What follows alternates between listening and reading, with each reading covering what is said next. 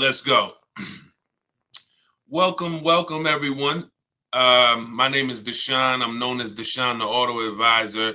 This is Car Shopping Questions and Answers. We do these streams throughout the week to make sure that you have the information you need to save more money on cars than everyone else is saving. That is the big issue. A lot of people are overpaying for cars. They don't know it, but we know it. And so I spent 14 years in the car business. So now what our mission is to make sure that you have the information you need to not just save a lot of money, but also save a lot of time. You don't need to spend more than 20 to 30 minutes in a car dealership at any time to save thousands and thousands of dollars. We've proven this, and that's what we're going to be going over. So the first thing we want to do, welcome to all those on Facebook, welcome to those on Instagram, welcome on YouTube, and welcome on TikTok. I want to go over as we, you can start to get, as I break this down, ask your questions, and we'll certainly get to your questions as we go through it. No questions off limits. But I want you to know the 7-step process that we've been using for 3 years that I really learned I learned this from being in the car business. I worked for 5 years with Mercedes, 5 years with General Motors. And we developed a system where you can get below market deals, which will save you thousands and you can do it from home. There's only 3. In fact, the dealers want you to be inside the dealerships trying to make a deal. That is, as dealers, we have much more leverage to make a deal when you're there than we do if you're not there. So the first thing you want to unlearn today, right now, is that you don't need to be in a dealership to save thousands of dollars. In fact, the only way you're going to guarantee you save thousands of dollars is to not be in the dealership, and it's to shop from home. That sounds like what everyone would want. But there is a specific way you need to do it, because the companies that own the websites, their goal is to sell your information, make it difficult for you to shop from home, and try to get you to go into the dealerships. That is their goal. What's up, Mildred? What's going on, Lashar Custom? Good to see you, Ellie. Good to see you, Caesar, BT Thoughts. Their goal is to get you in the dealership. So you have to now realize, if you're going to win, like I'm going to be showing you a lot of people over the next hour, people like Bonita, Greg, Danielle, Eddie, Kimberly, Charles, Sean, Pierre. We'll go over a lot of these people, Zafrina, in the next hour. I want everybody who shares, hit the share button, because if you grasp what I'm trying to get across to you right now, everything when it comes to your financial world with cars is going to change. There's 3 prices everyone could pay for any car. You could pay below market value, you can pay market value, you can pay above market value. Now, below market value, thank you for lighting up the likes on TikTok. Every time y'all double tap the screen, y'all run those likes up, and we appreciate you. I can't do this without you. So thank you to all of those who share. Shout out to the sharers. Below market value is where you save $5,000 to $8,000 to $10,000 on cars.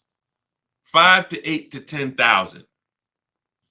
Market value, you might save $3,000 to $5,000, depends on the car. And above market value, you pay list price or above. So if we let's let the first 2 groups go into the dealership, spend their time into the dealership. We have a 7 steps process that you can do this 90% from home. The first thing we need to do is we need to know in this 7 steps, are we going to buy or lease? That's the first thing we need to know. That's the first thing we need to know. Everyone who's heard you should never lease a car, type a 1 in the chat. Type a 1 in the chat. Let's take a poll. Let's see how much info we could get in 60 seconds. Who's heard you should never lease a car? Type a 1. Type a 1 in the chat. All right, I see you, Miss Bateman. Hold on. We're going to let her type a 1 in the chat. Come on, everybody. Let's get up. Listen, shake everything off. You're not going to save $5, $10, $20,000 on cars being lazy and like sitting back. You're playing, you have to lock in. We have a saying here. Lock in. Let's get to it. We're talking serious business here. We're talking. I didn't gather you here on a live to talk with you about hundreds of dollars. We're not here to talk about hundreds. I'm not interested in hundreds of dollars. I'm not interested in helping you save hundreds of dollars on cars. That is not interesting. Everything that we do here is focused on thousands. So I want to hear from the people who you were taught never lease a car. I see you, 11 Frazier, Chaplain. If you were taught never lease a car, type a 1 in the chat. Type a 1 in the chat. Okay. Miss Bateman. Okay. Chaplain. All right. You're going to see that most of the people you know were taught the same thing. That is, in my opinion, why half of the people in this country are overpaying for cars. Half. I'll put money on it. They do not lease cars. There's 17 million new cars sold a year in a healthy market. There is 45 million used cars sold in a healthy market. 17 million new, 45 million used. You can only lease a new car most of the time. 99.9% of the time, your lease is new. So when you're leasing and you learn about how to get below market leases, you're going to be driving really nice, expensive cars, $30,000, $50,000 cars, and you're going to be, when you get great deals on them, you're going to be paying hundreds and hundreds of dollars less every month than these people who are paying, or who are, hold on, I had to put my phone on Do Not Disturb, than these people who are out here buying these cars. That's rule number 1. We have to get this across. The first step in the book, I have a book that is doing very well. It's very highly rated. Thank you to everyone who's reviewed it. The first step in the book is the 8-year rule. The 8-year rule. If you're not buying a car to keep it at least 8 years, you should be shopping for a below market lease. I just picked up a $54,000 vehicle. $54,000 QX. QX60. I gave them $1,200. My payment's $499 a month. Every lease I've ever had has been what we call a 1% lease deal. We can't, when you have, we'll get to that. I see you have bad experience leasing. We're going to get to that. I'm glad you said that. Remind us to come back to that. Nothing we can't get to the next stuff. We can't get to how to shop dealers and get thousands off until we get past knowing we should be leasing cars if we're not keeping them 8 years. This is rule number 1. I'm paying $499 for a $54,000 car. Deshone, well, I drive 15,000 miles per year.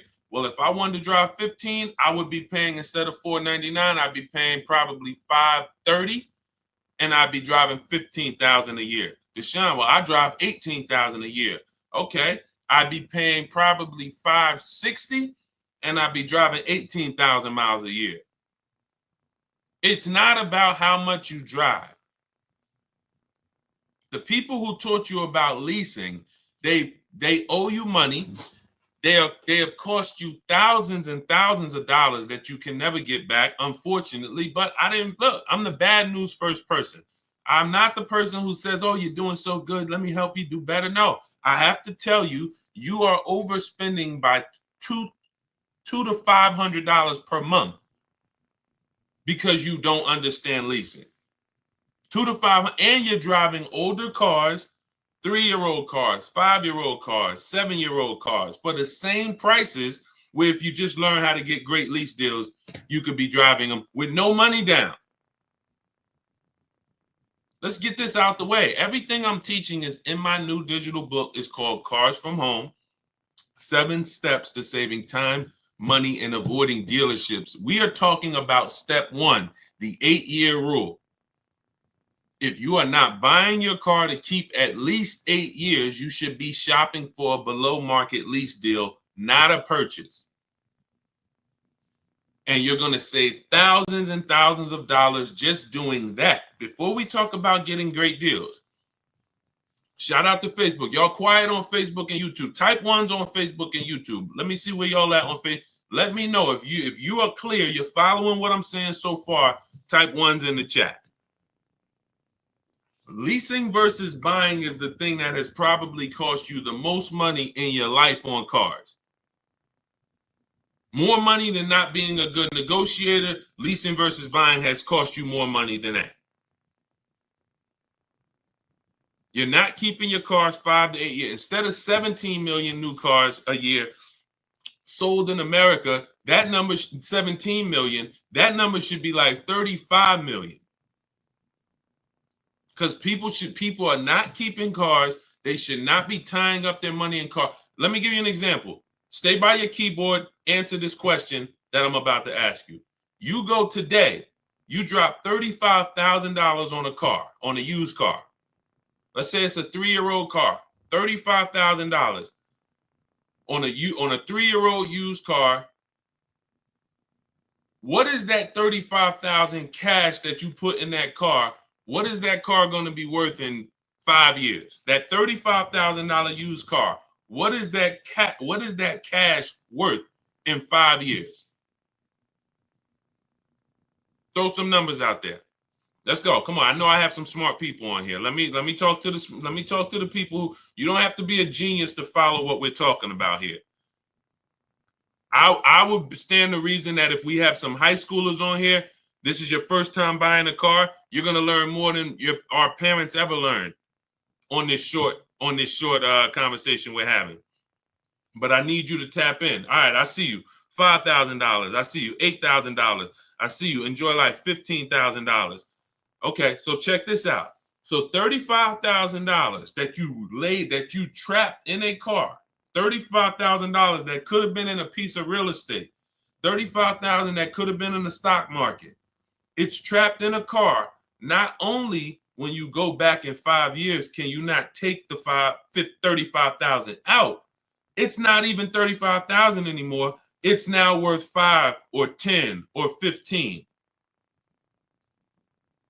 The depreciation is drastic and it's unforgiving. And the only people who should be buying cars are people who are keeping them until the wheels fall off. 10 years, 12 years, 15 years. Because that's how you get your money's worth out of them. You can't put 35 into a vehicle. It drops in value to 12. And then that's when you go and trade it and you do it again with another vehicle.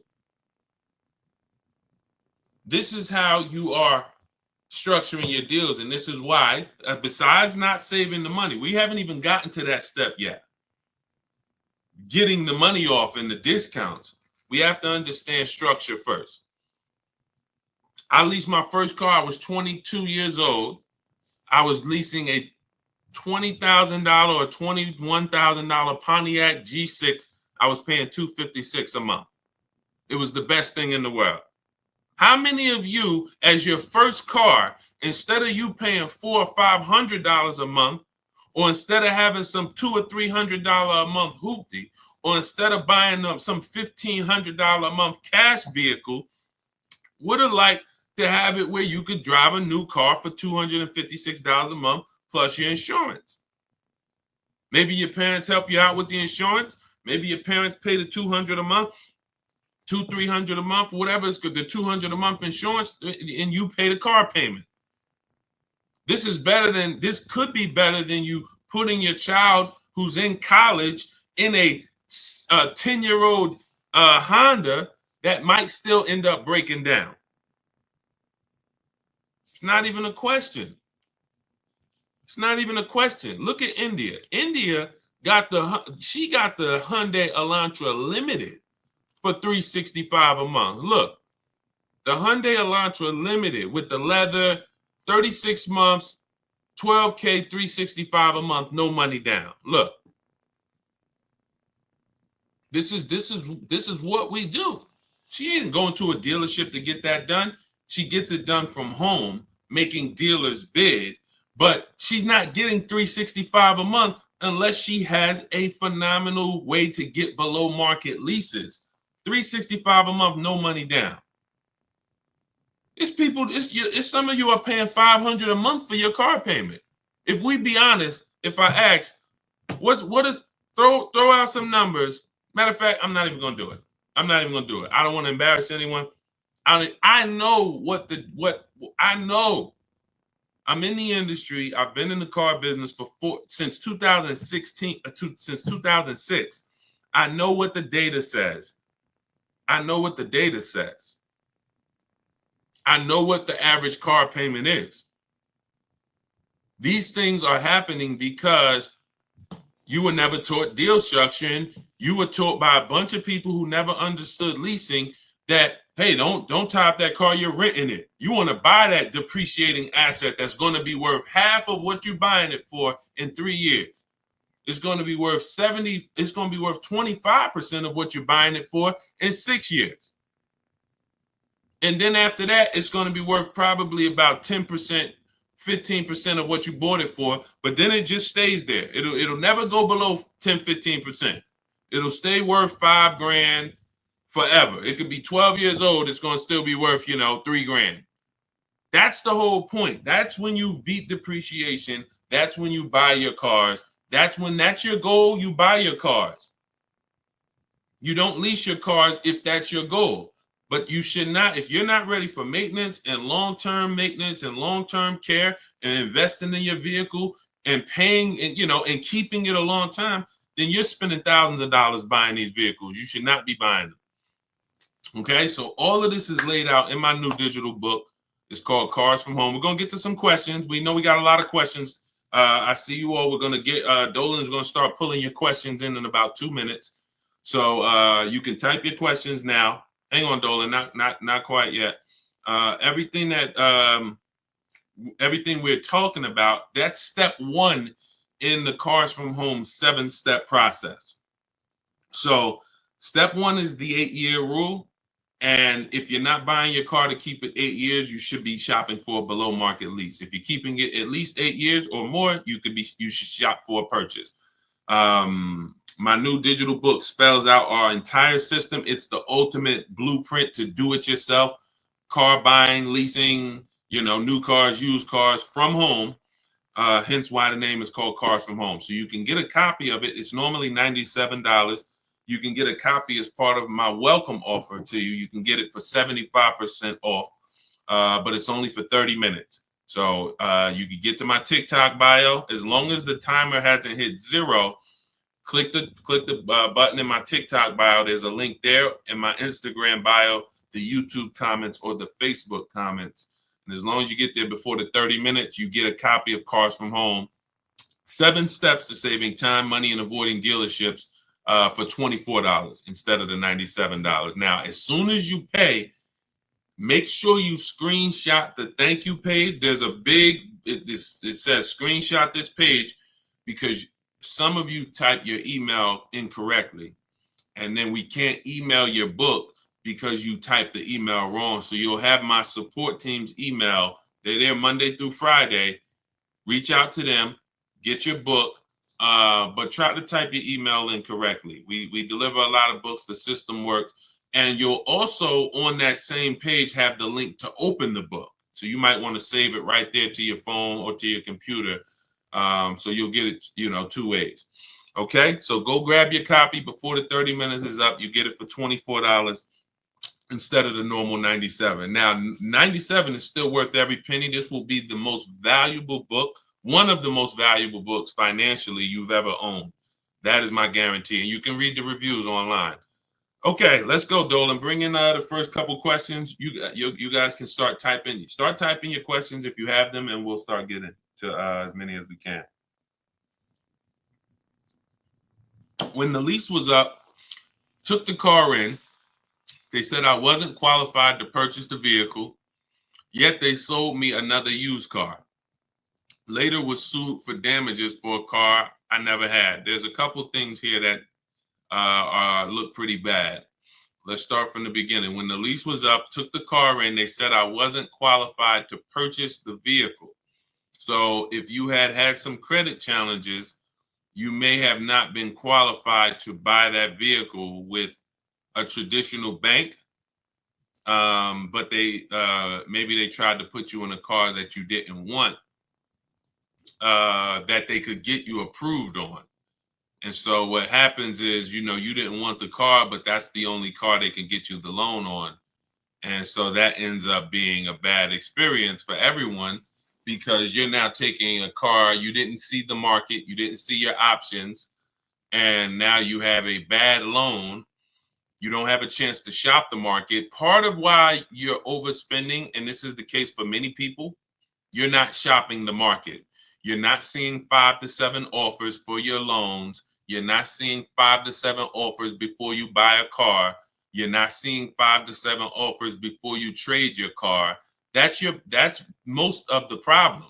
You're not shopping the market. This is all things that can be done from home. That's what we teach, but it's simple to do. You just have to unlearn that old process of what you were taught.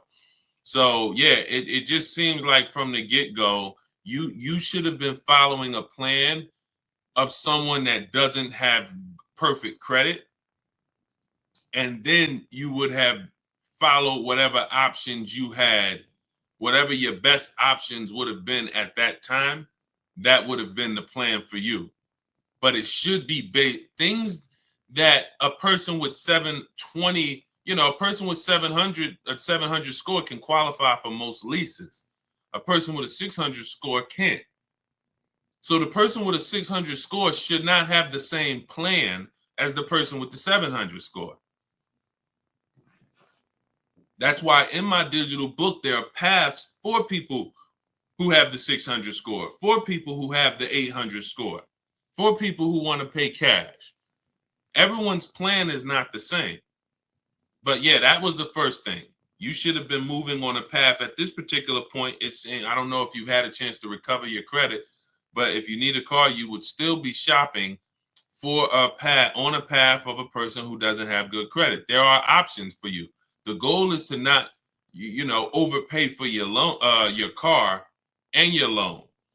When you have bad credit, you're going to pay a high interest rate, but that should be the only thing you pay for. You can still get a great price on the car. You should get a below market price on the car, but a high interest rate. And that's not what happens. Most of the time, you go and you pay a high interest rate, and then the same car you could have gotten for $18,000, you pay $20,000 for it. So you give the dealer $20,000 and a high interest rate. You should have found that car for $18,000 and then just paid the high interest rate.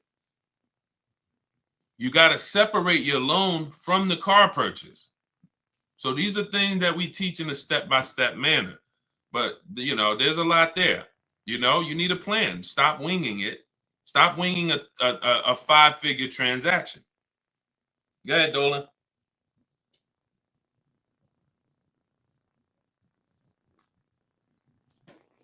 If I lease a 2020 Toyota RAV4, what should my payment and residual be? We don't focus on residual.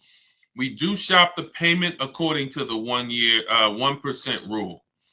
So everyone who's savvy with leases understands the 1% rule. For those of you who don't know what it is, if your lease payment is 1% of the MSRP or less, no money down, you have a steal. So if you're looking at a $30,000 car, if your lease payment is $300 a month or less, it's a steal. It's a steal. There's incredible value When you add up all of those payments, the amount you paid to drive that vehicle is going to be incredibly low. Incredible deal. That's the 1% rule. Now, we estimate a good deal to be 1.25. 1.5 is where we cap it. So I created the 1.5% rule when it came to bad lease deals, because we knew about the 1% rule, but we didn't know about bad lease deals. And I just saw, especially during the pandemic, but almost any time, people driving around with leases and they've overpaid for them. And now they don't see any benefit in leasing. They say, well, I might as well just buy because the payment I'm paying is almost the same as a purchase. Yeah, that's because you overpaid. It shouldn't be that way. I'm paying $499 a month for my Infiniti QX60. That vehicle to purchase on a 6-year loan, even a 5-year loan, $54,000 vehicle, say big discount, let's say 50, 45, that's $900 a month minimum with no money down. Minimum. I'm paying $499. It's not even close. So yeah, when you're not getting below market lease deals, you can't. Yeah, you drive. Now if I took that same price and I put the 1.5% rule in, where you take the MSRP, you take the total MSRP. Whenever you look at a vehicle that you're thinking about leasing, you want to take the total MSRP. Let's say it's $40,000, and then we know what the 1% rule would be: $400 a month. So 1% rule would be $400 a month. That means if I could get that vehicle, no money down, 12,000 miles per year, $400 a month. Now I want to go to the 1.5% rule. Take that same 40,000, multiply by 0.015. That's 600. So 600 is the max where I'm walking away from the deal. There's no value there if it's above 600. It's just no value. We add up all of those payments, $650 a month times 3 years. We never do a 4-year lease. We're paying too long for a vehicle that we're giving back. Too long. So these are the parameters we use to make sure, to guarantee that we're getting the best deals in the market.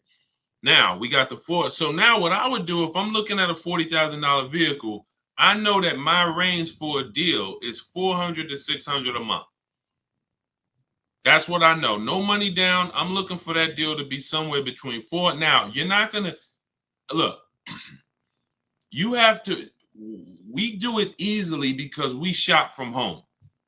You got to get 5 offers to know what the bottom of the market is. You're going to hear me. You're going to hear us discuss here in this community, because this is a community. We've got thousands of people who've used the Cars from Home system for the last 3 years since we came to TikTok. This is a community, but there are people who take it more serious than others. And the people who take it more serious than others, they get way better deals. See, you can't get, let's look at Zafrina. Zafrina got a 0.88% lease. This is one of the best lease deals I've ever seen. Look, it's a $66,000 truck, $65,950. So $66,000 truck, she's paying $579 a month. So if she went in and her goal was to pay 1%, if she would have went in and said what Deshone said, because I never did, that my goal should be 1%. No. Then she would have went in, she would have left out paying $659 a month, $660 a month would have been her payment at that's 1%. She got almost $100 less than that, because you have to shop the market. Maybe the best deal is 1%. Maybe it's 1.2. Maybe it's 1.4. But the only way for you to know the best deal in the market is you have to see other higher offers.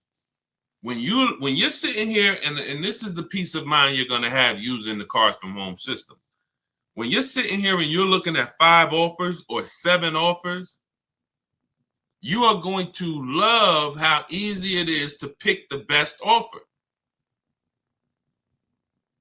It's beautiful. All you're doing is looking at those 5 to 7 offers. When we're looking at used cars, we're looking at used cars and, narrowing it down to our top 5. And we're looking at the price range from the low side of the market to the high side of the market. And we pick the best one.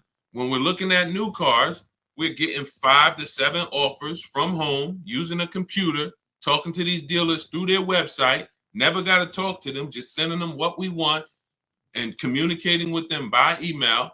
You need a separate email to do this because you don't want dealers mixing with your personal email, and you're getting 5 offers, maybe 7. And next thing you know, you're like Sean and you're like Zafrina and you got a 0.88% lease. Or Sean got 20,000. Kimberly got $20,000 off of her Maserati that she was bought. Look, this was one of her offers. You can't see this on TikTok, but if you're on Instagram, on Facebook, or on YouTube, you can see this. This was one of Kimberly's offers. People out here struggling in dealerships. Please help us, please. Struggling. Look at what she's doing from home. $86,000 Maserati. Total savings, $20,700. Saving more money from home than somebody could ever negotiate. This is how you get the best deals. It happens from home. So everything that we're teaching, everything we're talking about is in my new digital book. It's called Cars from Home. 7 Steps to Saving Time, Money, and Avoiding Dealerships. It's already 5-star rated. You can Google it. Thank you to everybody who has taken the time to review the book, to rate it on Goodreads. It does mean a lot. And the book's normally $97. It's a digital book, so you can have it in your inbox immediately. But as part of my welcome offer, you can get your copy for 75% off, which is $24. But it's only for 30 minutes. So if you get to my TikTok bio, my Instagram bio, the YouTube comments, we have or the Facebook comments, you can get your copy for $24. Now, also what you'll see there is for those of you who prefer a done with you type learning, you would rather work together with me. There's an option in there for you guys to look into that. Depends on, now, everyone's not going to qualify for that. In my book, that's the blueprint for everybody. Bad credit, high mileage drivers. Ask questions because we haven't, Dolan, I know you got more questions, so we'll get to them. But hold on, keep that there. But I want you to know the blueprint for bad credit is different, than the blueprint for high mileage drivers. If you drive 18, 20,000 miles per year or more, there's specific things you cannot do. You're losing way more money. Way more money. Thank you, Sailor Moon fan. Great cartoon, by the way. Great name. You're losing way more money than the average person is losing. All of the losses I just talked about, you high mileage drivers, you are losing thousands more than the normal people because you're depreciating the car way faster than everyone else is. So there's specific strategies on how you want to approach your car purchase in there. Negative equity. Some of you bought cars in the last 3-4 years that you need to replace or you're trying to replace, and you have, $3,000, $5,000, $10,000 in negative equity. That's a specific strategy. Some people don't have to deal with that baggage. So this is why the book, the blueprint, is everything you need to get below market deals. But for those of you who would like to shop with me and look at coaching, you see me share a lot of the people who work with me in our Facebook group. We have over 1,500 people in our Facebook group in the last 3 years. You can get that information by clicking the same link in my TikTok bio, Instagram bio, the YouTube comments, or the Facebook comments. But you're going to click the link that says shop with me, Deshone. So other than that, let's bring in, but that wraps up your question. We don't focus on residuals. We focus on shopping by the percentage when we're shopping for a lease. Specifically, we are focused on shopping by the percentage. When we review our offers, we're reviewing them by the percentage in comparison to the 1% rule. Okay, great question. Go ahead, Dolan. Shout out to the sharers. Shout out to everybody who's hitting the like button. We appreciate you. Let me take some time and shout out the sharers on TikTok is the only platform that shows me the sharers. Thank you, Denisha Gills. Appreciate you sharing. Elizabeth Lewis, thank you for sharing. Appreciate you, Baby Skate. Thanks for sharing. Silas Richardo, thanks for sharing. CJ, thank you for sharing. Cookie Monster, thank you. Thank you for sharing. Appreciate you. Thank you, thank you, thank you so much. Okay, thanks for sharing the broadcast. If anybody else shared, I appreciate it.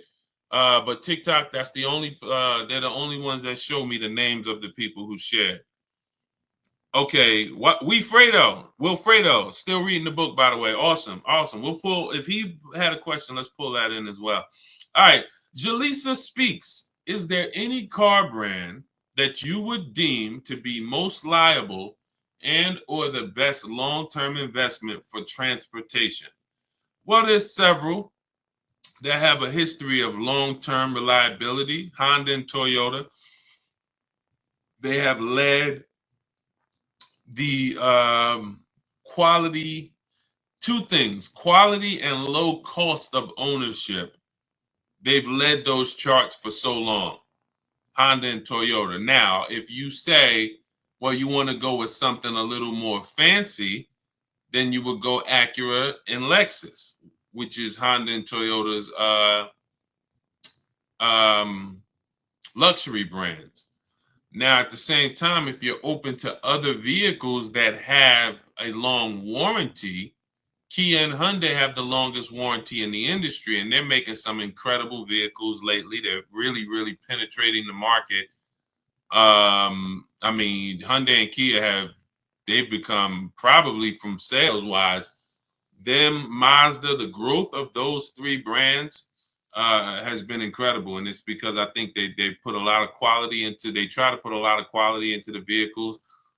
Their styling is great. They're leading when it comes to how they style and design their vehicles. But but we would not make a decision. This is part in our 7-step process, in the Cars from Home 7-step process. We have a step 4 is something we call shopping, not buying. And we do a quality assessment on these vehicles because any vehicle could have bad DNA. Bad DNA means it's going to have problems because that's the way it was made. And it has a high likelihood of having problems because that's the way it was made. You know, if the 2022, and this is year specific, who's heard never buy a vehicle the first year they make it? Who's heard that? This is a saying that, you know, it was wisdom from back in the day. Who's heard that? Never buy a vehicle the first year that it comes out. Who's heard that? Okay, so this is a common thing. So now when you consider, well, you don't even want to buy a vehicle the first year the transmission is, you know, if a vehicle has a new transmission, if a vehicle has a new engine, if a vehicle has a new suspension or steering system, all of these are things that could be problematic. So that's why we always want to check and type in the specific name and the year of the vehicle we're looking at. So Jaleesa, if you're looking at the Cadillac XT6, you would type in 2020, whatever the year is, 2022 Cadillac XT6. If you're looking at a new one, you would type in 2024, 2025 Cadillac, 2026 Cadillac XT6. That is what you're doing. And you're then putting reliability. So 2025 Cadillac XT6 reliability. You know, that's going to tell you if there's any public data that should be alarming, any red flags. You're just going to skim the first page of Google. Once you skim the first Google page, that'll tell you what you need to know in most cases. Just look at the articles. Do you see anything that, you know, stands out? You know, electric problems, you know, lower than average reliability scores. You want to do this for reliability and initial quality. 2024, 2025, 2026 Cadillac XT6 initial quality. This is so simple. These things I'm telling you, because we get cars in 90 minutes, 2 hours. We get these deals. Listen, everyone's not taking a long time. When they're using, look at Ansley's deal. He said, I started the process Saturday, accepted a deal Monday.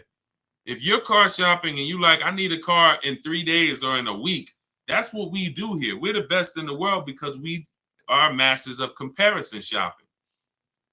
Masters of comparison shopping in a very short period of time.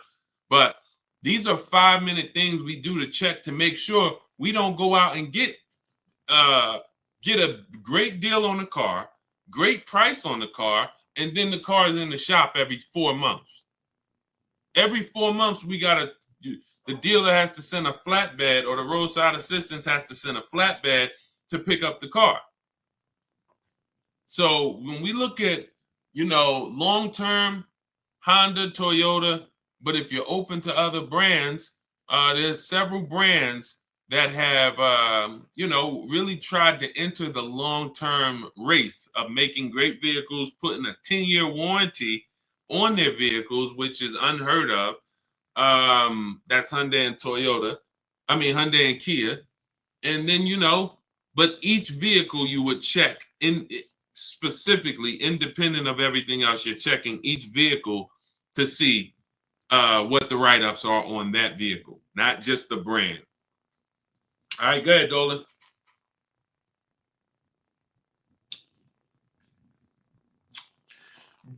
Brand new to you and you're live. Welcome. What's a basic credit score needed to start with a lease? Usually, I would say above 660. You can, but it's not just score. If it's profile. So let's say you are 660. One of the strongest things that you can have on your profile is on-time car payments. When people see on-time car payments, banks feel much more comfortable. If you were just paying $400 a month for 2 years on time, they feel much more comfortable giving you a $400 a month lease payment. Now, another thing, you're not wait, let me go here first. So if you have a strong profile, which is one of the heftiest things is a on-time car payments for the last 2 years, or high income, predictable income, high salary, high income. So you got a 640 score, but you make 120,000. That's part of your profile. But I like to see people get out of that manipulation zone. That manipulation zone is anywhere from 660 to probably about 650 to 680. Once you see that manipulation, they might tell you didn't get approved tier 1. That's why you got to have backup offers. So if somebody tells you didn't get approved tier 1, they might say, oh, the payment goes up $100, but it's not supposed to go up $100. Maybe it's not even supposed to go up. They're just taking a shot at you because they know you don't know better, but you got a second offer. Hey, well, look, I got to check with the second offer. Can you call and see? And we do all of this from home. I even have a script in my book for what to say when they tell you you're not approved tier 1. Now, I don't have many scripts. Most of the scripts we use, if not all of them, are for talking to managers. We're not speaking to car salespeople. So we are using scripts. The only time we're speaking with car salespeople is if we're setting up a test drive. And once we set up that test drive, that's it. Obviously, when we come in to pick up the car, a car salesman is going to help us. But all of our everything is done from home. Nothing is done with salespeople. And really, there's no talking. So if you're somebody who you don't like talking, you don't want to try to remember what to say, then the Cars from Home system, you're just like the people who've come before you. Teddy, none of these people like talking to dealers, going to dealers. Look, Jen, Rosalie, You know, I think we get a balance of men and women. Tasha, Pierre, Ansley, you know, and you see that you could see their deals. You know, some of you could see their deals. So the point is, you know, all of this is in the blueprint that I wrote. It's called Cars from Home. It's my new digital book, Cars from Home: 7 Steps to Saving Time, Money, and Avoiding Dealerships. We spent a lot of the first 20 minutes talking about the first step in our process, which is leasing versus buying. If you missed that, you could go watch the replay on some of these other platforms. You cannot get great deals if you don't understand. Stop buying cars if you're not keeping them 8 years. You are losing thousands and thousands of dollars. There's no way. We went on it. You know, we'll go deep on it on another stream, but you can watch the replay. There's no way for you to get a great deal. That's probably why some people are asking about, wanting to make sure that they have the credit to lease, because that's what we spent the first 20 minutes really hammering, is that, in my opinion, I think 30% of the population is buying when they should be leasing, just because they don't understand it. They don't understand how to structure their lease, pick the correct mileage, and they don't understand how to shop for leases to make sure they don't get they're not overpaying for a lease. So, but yeah, everything is laid out in my book, step by step. You're going to know exactly how to get below market lease deals, below market new cars, below market pre-owned cars. These are different strategies. Bad credits in there. You don't have to worry. You have an exact path for if you have bad credit, high mileage, negative equity. And normally the book's $97, but as part of my welcome offer, you can get yours for the next 30 minutes for $24, 75% off. That's my welcome offer for 30 minutes. So go grab yours. In my TikTok bio, there's a link. My Instagram bio, there's a link. The YouTube comments or the Facebook comments, get there before 30 minutes. You got your copy for $24. You can see by the reviews, if you Google the book and read the reviews, the book is worth every bit of $97. But, if you get there before 30 minutes is up, $24 is better. Make sure as soon as you pay, you screenshot the thank you page. Sometimes you type your email wrong. We're going to email you a copy, but we have a great email system, but sometimes the email is wrong. Make sure you check your spam for the book. Sometimes if you don't see that book in 5 minutes, check the spam or the junk folders. But then you'll also have my support team. As soon as you buy the book, screenshot that page that has my support team's email. Monday through Friday, reach out to them, and they'll make sure you get your book. You also, lastly, as soon as you pay, there's a link for you to open your book right on the page there. It'll say, click this link to open your book, and you can save it right to your phone or to your computer. Okay, for those of you who want to look at shopping and seeing if you qualify to shop together with me, we have a program where you can just go to those same links and you can hit Shop with Deshone, see if you qualify, and watch that short video, and then we'll let you know if we can work together in a different learning format. We always like to say, we're going to make sure the information is available for you, but everyone learns differently. Some people, you're a do-it-yourself person. Some people, you're a do-it-done-with-you person. You like to do things with community. That's why we have over 2,000 people with you that have come before you. We have over 1,500 people in our private Facebook group. We have dozens of people on our private Zoom calls. That might be better learning style for you to learn the Cars from Home system. It doesn't matter. You might be able to just sit and watch the lives and just watch our live stream, put it together, piece it together, and you're getting below market deals that way. It doesn't matter. We just want to make sure that you have what you need to get below market deals. All right. Go ahead, Dolan. Let's go. If asked, would you go with someone to purchase a vehicle? So we actually we're testing a new program. It's not even a test. We've tested it already twice in the last 3 years. We have to make sure.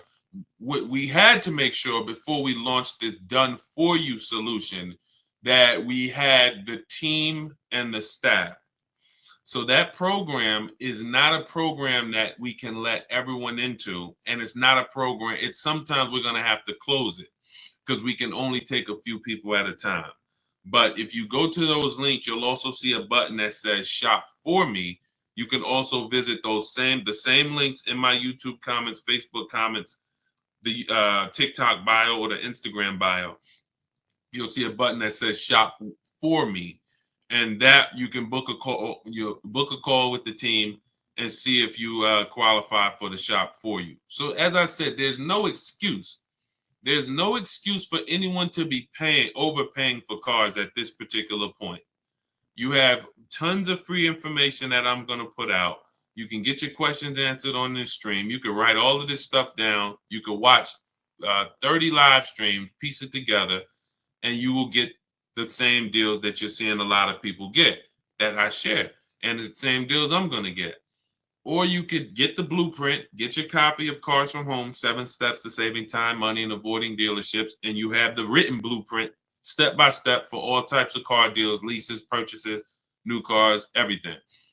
Or we could do it for you, or we could do it with you. There's no excuse for you to be out here having anxiety concerning car buying anymore and overpaying and having buyer's remorse. Okay, go ahead, Dolan. Do you have to have a long credit line to lease a car? No, again, like I said, you want to try to be between you want a minimum, you want to try to be between 650 and 680. That's going to help you qualify for most mainstream lease programs. But the stronger your profile, if you have a car payment that you've paid on time for 2 years, or you have a home mortgage, that's going to in the 650 to 680 range. That's going to really help you to stay out of the manipulation zone. Anything above 680 though, you're usually getting tier 1 no problem on most leases. So yeah, great question. Go ahead, Dolan. Thank you for running the lights up. Every time y'all tap the screen on TikTok, you'll see those lights continue to go up. And TikTok tells more people about the show, brings more people to the stream. We help more people save money. And we help people unlearn what the car business has been programming us to do for all of these years. So thank you. Continue to double tap the screen every time you hear something that you like. And, hitting the like button does matter. Appreciate you. And shout out to the sharers. Welcome to the new followers. I see you. Welcome, R. Timmel. I see you. Welcome to the community. Toy for real. Thank you. Welcome to the community. Luna, Oz, welcome to the community. I see you. Cam, welcome to the new followers. Shout out to the people who just followed the movement. All we care about here is making sure that you pay less than everyone else for cars. Hi from Mississippi. Good to see you. Shout out to hi from New Jersey. Great to see you. Hello, Mississippi. All right. Is the last week of the year a good time to get a good deal on a car? It's a good no. And let me tell you this. Yes and no, but I'm going to say most. Here's the thing. Car dealerships, we have made a fortune with marketing. It's one of the best marketed businesses in the world is a car dealership. It's regional marketing, it's nationwide marketing, on the radio, billboards, television, social media. It's so good. And it makes people think, come in at the end of the month, come in during the holidays, you're going to somehow get a better deal. The problem with that logic is this. The deals that you see, look, when I share deals like India's deal, $365 a month on her limited. When I share Milligan got a $27,000 discount on her vehicle. $27,000 discount. These are not deals. These are deals. Now, listen close to what I'm about to say. This is very important. These are deals that the dealers only accepted because at that particular moment, they were a little desperate. At that particular, look at Milligan's deal. I'm zooming in on it. $79,000 vehicle, Her adjusted price is $51,359. If you can see it up on YouTube, Facebook, or Instagram, you can see it. 27. This was a deal where at that particular time, the dealer was a little desperate. It's the same thing with everybody else. Same thing with Ansley's second car that he got his BMW. Jen, everybody that I see, we're positioned. So what is the you could take that down, Dolan, that question. I'm still taking care of this one. So when it comes to the end of the month and the end of the year, you're not getting there's no desperation. When there's 200 people, let me put it like this. Dealers know exactly how many appointments we have before the weekend ends. We go into Friday.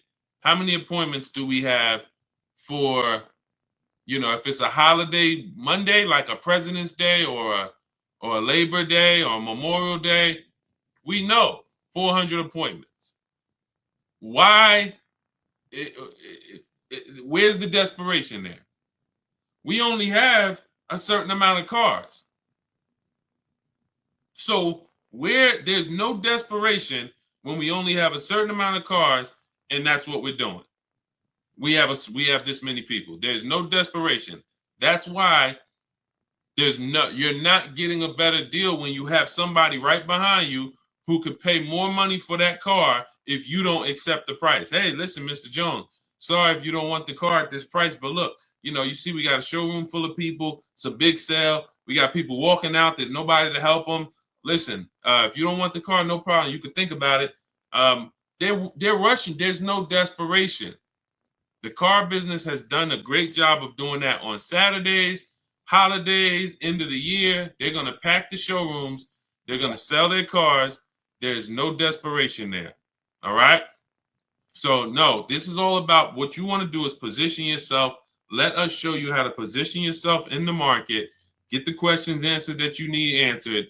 Make sure that whether you're buying a new car, used car, or a lease, you are positioned and you know the market. You've seen the 5 to 7 options so that you know you are paying less than everyone else. You're guaranteeing it. You're not hoping. You're guaranteeing it. There's a very big difference between using the Cars from Home system to shop the market so that you can guarantee savings, guarantee the biggest discount, than going in and negotiating with one dealer or two dealers. We're going to show you how to negotiate online with 25 dealers without ever talking to them. We're going to show you how to look at used cars like we're shopping on Amazon and narrow it down. And then verify if there's any fake sellers or bogus sellers that are charging, fake fees that they shouldn't be charging. We do all of this from home. Your power is home. So all of this is in my new digital book. You can get your copy as part of my welcome offer for 75% off. It's normally $97. It's called Cars from Home, 7 Steps to Saving Time, Money, and Avoiding Dealerships. You should not be in a dealership more than 20 to 30 minutes. And we never talk numbers in the dealership. You can get your copy for 75% off, which is $24, but it's only for 30 minutes. It's normally $97. You can get to my TikTok bio, my Instagram bio, the YouTube comments, or the Facebook comments. Grab your copy, 75% off. That's $24. Make sure you screenshot the thank you page so you'll have my support team's email Monday through Friday. Just in case your book doesn't come, you type your email wrong, you have my support team's email. But that email is not for questions. It's just for you making sure you get your book. All right. So let me hop off. Great live today. Great chat. We went deep on a lot of subjects. I look forward to seeing all of you inside. If you're working with us, I look forward to seeing you on the next stream. And God bless you. Keep up the great work. And let's keep unlearning and relearning so we can keep this money in our bank account. Keep these thousands in our bank account and out of these cars. All right. God bless y'all.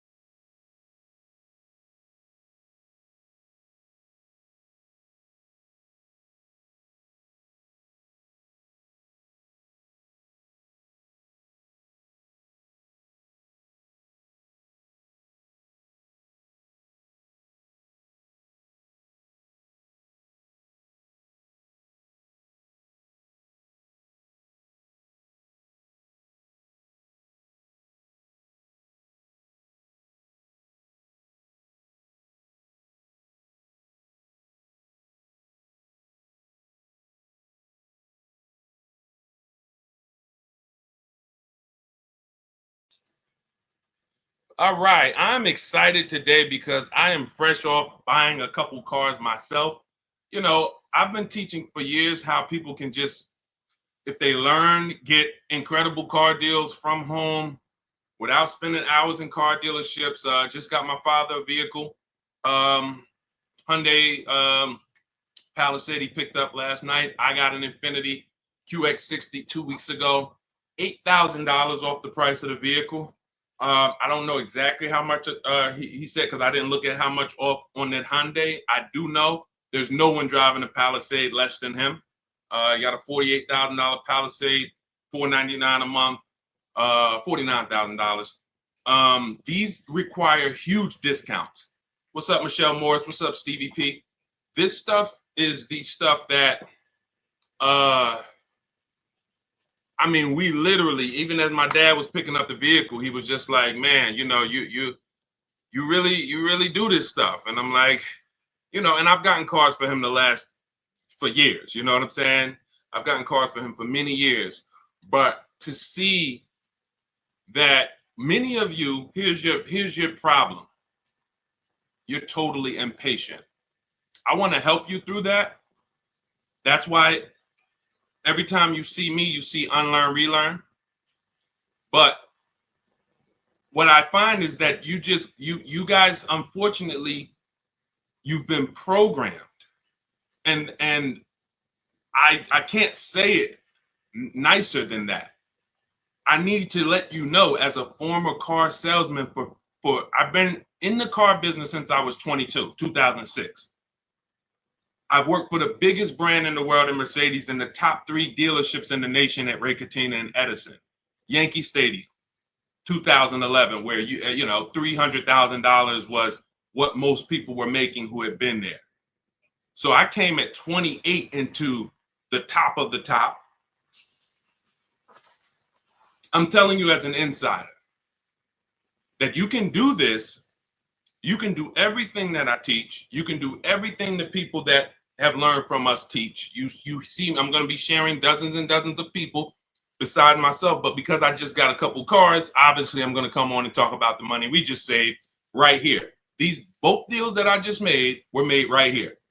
Where you see me at, where I do these streams from, if I showed you my emails, you would see, wow, Deshone, all the work was done right here. That's how I want you moving. That's why our entire system is called Cars from Home. It's a mindset. It's not just a process, it's a mindset.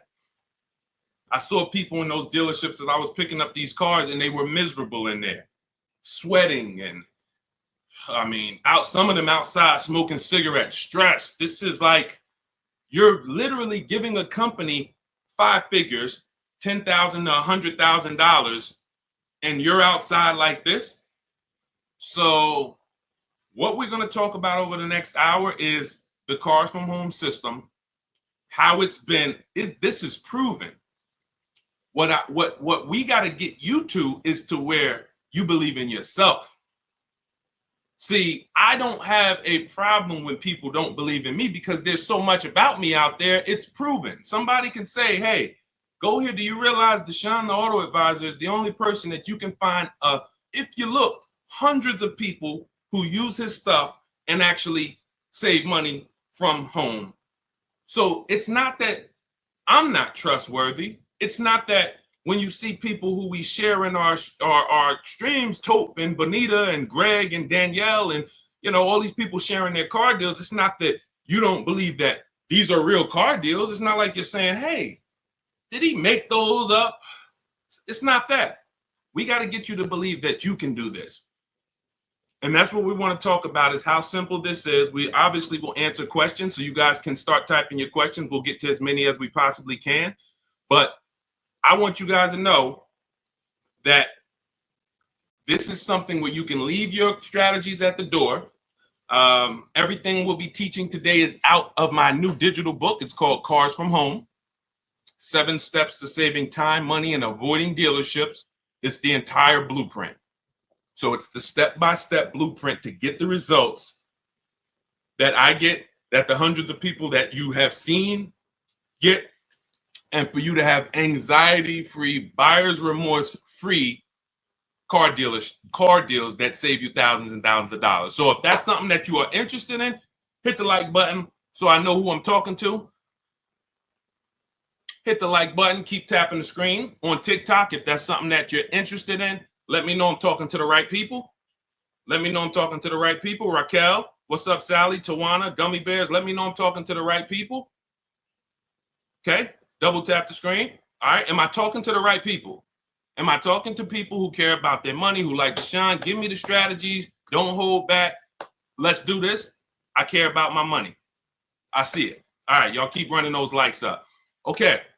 While we're on the stream, you guys can get your copy of Cars from Home, 75% off. It's normally $97. That blueprint that I'm going to be talking about, it's in my TikTok bio. It's in my Instagram bio. We put a link in the comments on YouTube and a link in the comment on Facebook. That's going to get you 75% off. So you won't pay the $97. You get there before the 30 minutes is up because it's only for 30 minutes. You get it for $24. It'll be in your inbox by the time we finish the show. And you can also now screenshot that thank you page. And you'll see as soon as you pay, there's a link at the bottom of that page to open the book. So you can save it there, save it to your computer, but I also email you a copy. Okay, Dolan, let's get the first question in. Guys, you can keep typing your questions as we go through the show. Love the book. Thank you, JC. I was wondering, can you use the same strategy you teach also when trying to get a below market lease on an exclusive car that will need to be ordered to get all the options I want? If I'm ordering an exclusive car, right now we're using this, we're shopping for a customer with a Range Rover autobiography. Doesn't matter. I'm talking to dealers in six, our team is talking to dealers in six states.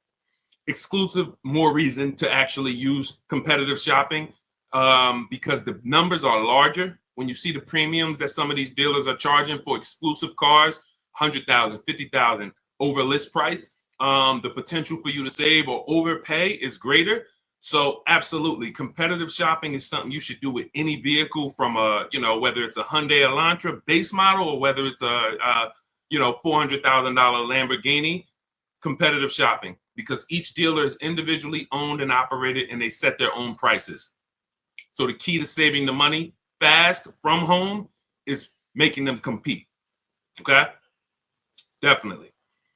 Never want to put ourselves in a position where we're looking at one dealer who has convinced us they have the only car. If I'm ordering a car too, JC, good thing about ordering is everyone can bid. When you get an exclusive car, dealers get something called allocation. That means I only might get 3 Range Rover autobiographies a quarter or a month. I'm sorry. I might only get 3 G-Wagons a month. So some dealers have used that. They don't have allocation, so they can't put an order in. But other than that, we use a strategy called the 25 to 5. For new cars and leases, we connect with 25 dealers online. You know that, JC, because you have the book. You can do that with an order. You do it before you place the order because now you have a bunch of dealers who can bid. When you go do that strategy, not everyone's going to have a car you want, but on an order, pretty much everyone could get a bid in. And I remember we had somebody who was getting a brand new BMW. I think it was an X4M when they first redesigned it. And she used the strategy, and every dealer wanted list price or over list, and the best offer she got was $3,000 off. So there are dealers who want the unit, but you got to be patient. You got to be positioned. Okay. And what we do is help you get, be positioned. Okay. Great question. Go ahead, Dolan. Keep typing your questions. Simply Trick. What's up? Shout out to the people on TikTok. Matthew Forrest. If you want to talk cars, if you're ready to talk money, then come on in. Get your mind right. We're talking money here. We are talking big money. I'm not here to talk to you guys about hundreds of dollars. I don't care about hundreds of dollars. God bless you. I know there's some people who will sit on the stream to figure out how they're going to save a couple $100. Times are tough for some people. Respect. That's not what we're here to talk about. Every mistake you're making with your car deals, it's costing you thousands of dollars each time. You think when you buy that car and then, it broke down, or you buy that car and you find out you overpaid for it, that's not a $1,000 mistake. That's a $5,000 to $10,000 mistake we're making because we unfortunately have been taught to wing the second most expensive process we'll ever be involved in. Most of us, most expensive process is our home purchase. But all of us, even some of us, you haven't bought a home, you can see cars have been your most expensive purchase in life. And unfortunately, the industry has taught you to wing it. Just, play it by ear and feel. No, we don't do that. That's how you end up making the dealers 5-10 grand, huge commissions. And unfortunately, it's at your detriment. So if you're serious about that not being you, then tap in, tune in, lock in. Would you put a large down payment down on a used car? I would. When we consider down payments, this is a great question. You want to consider what are the rates, and can we actually pay the car off sooner versus use the bank's money if the rates are high. If the rates are high, 5, 6, 7, 8%, 10%, for some of you, this is not a time to borrow the most. The time to borrow the most is when the rates are cheap. If they're giving you 0%, I used to have people, and now listen, this is conflicting information. You'll hear people like, I'm not gonna mention names. God bless them, they have the best intentions. Unfortunately, they're not taking into account real financial advice. You hear people say always pay cash for cars. When I was I'm fortunate that when I worked at the dealerships I worked at, I always worked in blue collar, white collar towns. And I worked with people who, worked on Wall Street. So a lot of customers from Wall Street, $300,000-$400,000 a year or more. But I also had clients who, customers who had $30,000 a year jobs. So we've seen everything in between. When people would sit down and they would say, hey, I would say, how are you going to pay for the car? They say, well, what are the rates? And if the rates were 0% or 0.9% or 1.9, then most times they were using the bank's money because it made financial sense. Why? Because if I put my money in the car, this $30,000 I'm going to put in this car is going to net me a negative return. See, because if you put $30,000 in a car today, next week, 5 years later, that car is worth $10,000. That means that's where your money is.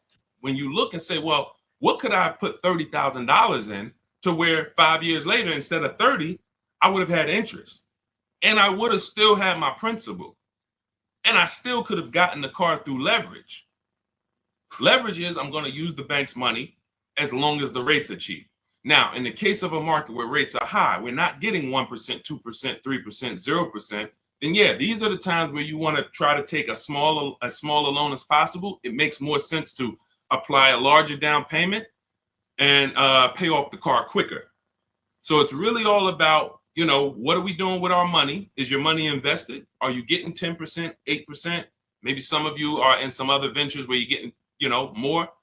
If that's the case, it's not going to make any financial sense for you to put more money in the car, because you can put that money in other places that's going to net you a bigger return. So again, one thing about me is I don't teach one size fits all car buying advice. I asked you a couple questions. What are you doing with your money, and what are the rates? You might say, Deshone, they're offering 0% on this car I want. If 0%, then I would use the bank's money. I keep my money just on the strength of having my money. And then if you wanted to, if you have your money invested, why pull it out of something that's getting you a positive return to put it into something that's not even going to give you a break even? It's going to give you a negative return, and it ties up your cash. So these are the conversations I've learned just over 14 years in dealerships, talking with very, very intelligent, financially intelligent, rich, ultra rich people. So if you want to move, you want to be rich, move like the rich. All of this is laid out in my book. I have a section specifically of comparing, about cash buyers, because many people who have been taught to pay cash, you don't realize that you could be missing opportunities, especially in the investment market where you're getting, some people's portfolios up 12, 13, 15%. They would never have that money in a car. Does that make sense? Everybody clear, type $signs. Listen, I need to know we're having a real financial conversation here. So I put on TikTok, everybody should be over 18. Listen, 16, 17, I wish they could be on here, but I don't want 14-year-olds on here. I would, obviously, the point is I'm trying to make sure I'm getting the crowd who can receive this information. If you're clear on that principle concerning rates as opposed to down payments, then type $signs. If you need me to clarify, then ask a question and ask me to go more deep. I don't want to go deep I don't want to move to the next question until I make sure that the people on the stream have, you know, so let me know. Y'all see, it, be clear, we want to go deeper on that?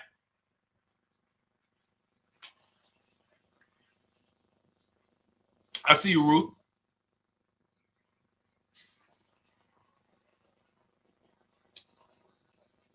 Okay. Listen, TikTok, I'm going to tell you something.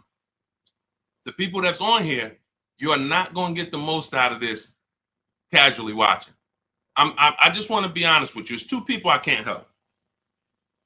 Two people I can't help because I think oftentimes, you know, we look and, you know, people who, you know, do these types of shows or people who we might see on streams, it just seems like they promise a solution for everyone. I can help all of you. No, I want to be clear. If you can't use the internet, if you're not comfortable on a computer, if you're not comfortable copying and pasting, this is not for you. Let's be clear there. Second person is you're just too distracted. We're talking about $5,000, $10,000. When you see people on this, you know, that I show you that have saved 5, 10 grand, 12 grand, 20 grand off their cars, you know, we share them. You guys know that. I mean, look, you got people who save 20 grand off a new F-150 Lightning, you know, ridiculous lease payments, $365 a month, sign and drive on this 2024 that India got. When you see this, these people aren't casual listeners. These people said, Deshone, I was following you. I used to tap to the stream, and then I got the book, and then I started, you know what I'm saying? I don't want you to fool yourself. So either lock in, like get to your keyboard, because learning, it's proven. Those who actively learn get results. Those who listen, audio is you're only retaining a very small amount. So what I suggest is, before we move to the next question, those of you who are serious, get to your keyboards. You don't have to do it on lives and stuff. You ain't got to do none of that because that's not active. That's entertainment. God bless them. We all need entertainment. But here, in order for you to look and say, you know what, I was on Deshone's stream. I don't want you on this stream 2 years from now having car buying anxiety, Alex, Annabelle, Chef Land. I don't want people who was following me when I came to TikTok in 2021, when God blew me up, and you saw me 2 years ago, you still have anxiety. You still ain't out here saving the money that we're saving. And we've been pushing this heavily for 3 years. Why? You haven't locked in. You're trying to be casual. So let's lock in. Next question, Dolan. I just wanted to let the people on the stream know, and shout out to the people who are locked in. Let's go. Do you need an extended warranty with a lease? Only when you are going to be outside of the warranty coverage based on how many miles you're going to be driving. So most vehicles have a bumper-to-bumper 3-year, 36,000-mile warranty. Now, when you consider that the average lease is 12,000 miles per year, but there are leases for 15, 20. You know, we teach about high mileage leases here, 25,000. Jen got a high mileage lease on her Honda CRV hybrid. Her best deal out of all the dealers, because we shop 25 dealers, we do it from home. Her best deal on this vehicle is $40,000. It was $512 a month, no money out of pocket. Come pay $512 a month. That's your deal. Now, she bumped it up because our formula when we're shopping for our lease offers is always to shop with 12,000 miles per year. First payment down. I want you to write this down. Everybody who's locked in, write this down. This is how, I mean, unless you have my book. If you have my book, you don't need to write this down because it's in there. But this is how we shop our lease offers. 12,000 miles per year. First month's payment only due at signing. We tell them assume tier 1 credit, and taxes and fees go in the payment. 3 years only. We're open to 39, but we are not open to anything longer than that. Why? We're paying too much money for a vehicle we're giving back, or we're paying too long for a vehicle we're giving back. All of you out there who have a 42-month lease or a 48-month lease, just take your contract, look at the payments, add them all up. You'll see you overpaid, unfortunately. Sorry to break the bad news to you, but someone has to, so that you can stop making these expensive mistakes. So that's the format of how we shop structure-wise. We see all our offers with first month's payment due at signing only. That's why when you see Ansley, for $58,000, $554 a month with first month's payment down. Because if you can get the vehicle to your desired monthly payment budget without any down payment, that's what we do on leases. If we can do a sign and drive and it's in our payment, we'd rather not put any money. It's in our payment budget. We'd rather not put any money down, because the more money you put down on a lease, that money is at risk. There's two ways you can lose your money on a lease. Write this down. If the vehicle is your down payment, if the vehicle's stolen, or if it's total. If it's stolen and they don't find it, or if it's total. So that's how so now, going back to your question about do we need an extended warranty, once you look at what the bumper-to-bumper warranty is on a vehicle, if it's some vehicles like a Mercedes or Infiniti, it's 4 years bumper-to-bumper, which means, and they'll give you 50,000 miles. So there's a higher bumper-to-bumper threshold there. You just need to know, based on my lease, is there going to be a period of time where I'm driving this vehicle with no bumper-to-bumper warranty? Now, you might have a powertrain warranty, which covers the engine, the transmission, things of that nature. But if the electronics begin to fail or malfunction, if your bumper-to-bumper warranty has expired, then yes, you would be exposed. So you can get an extended warranty in that particular case, but I would only do this on vehicles that are extremely expensive to maintain. I'm not really looking to add an extended warranty to a lease unless I'm dealing with like a high mileage lease on a Range Rover or something that I know when it breaks is very expensive. Other than that, we're not looking to add extended warranties on leases. Typically you'll be out of that vehicle before you won't be able to have the vehicle long enough to have the warranty make sense. Okay. What's up, Primo? What's up, Nick? Kelly Tipple. Go ahead. Next question, Dolan. Everything that I'm teaching is out of my new digital book. It's 5-star rated. You can Google it. It is called Cars from Home. 7 Steps to Saving Time, Money, and Avoiding Dealerships. We save time and we save money. I'm not into saving money and being in dealerships for hours. Who enjoys being in dealerships for hours? Listen, that might sound like a weird question, but there are some people who get a thrill out of it. Anybody? Yes? Enjoy being in dealerships? Enjoy? Anybody? Who hates going to dealerships? Who hates being in dealership? TD Brewer? What's up, Gus? What's up, Kenyon? Yep. D. Will? He said me. Kellen? Yep. I enjoy it, but has to be quick. Yep. Londa, me. Yep. Look, Marquise, no more than 2 hours. Now, when we talk about the time, you can save time and not money. You can save money and not time.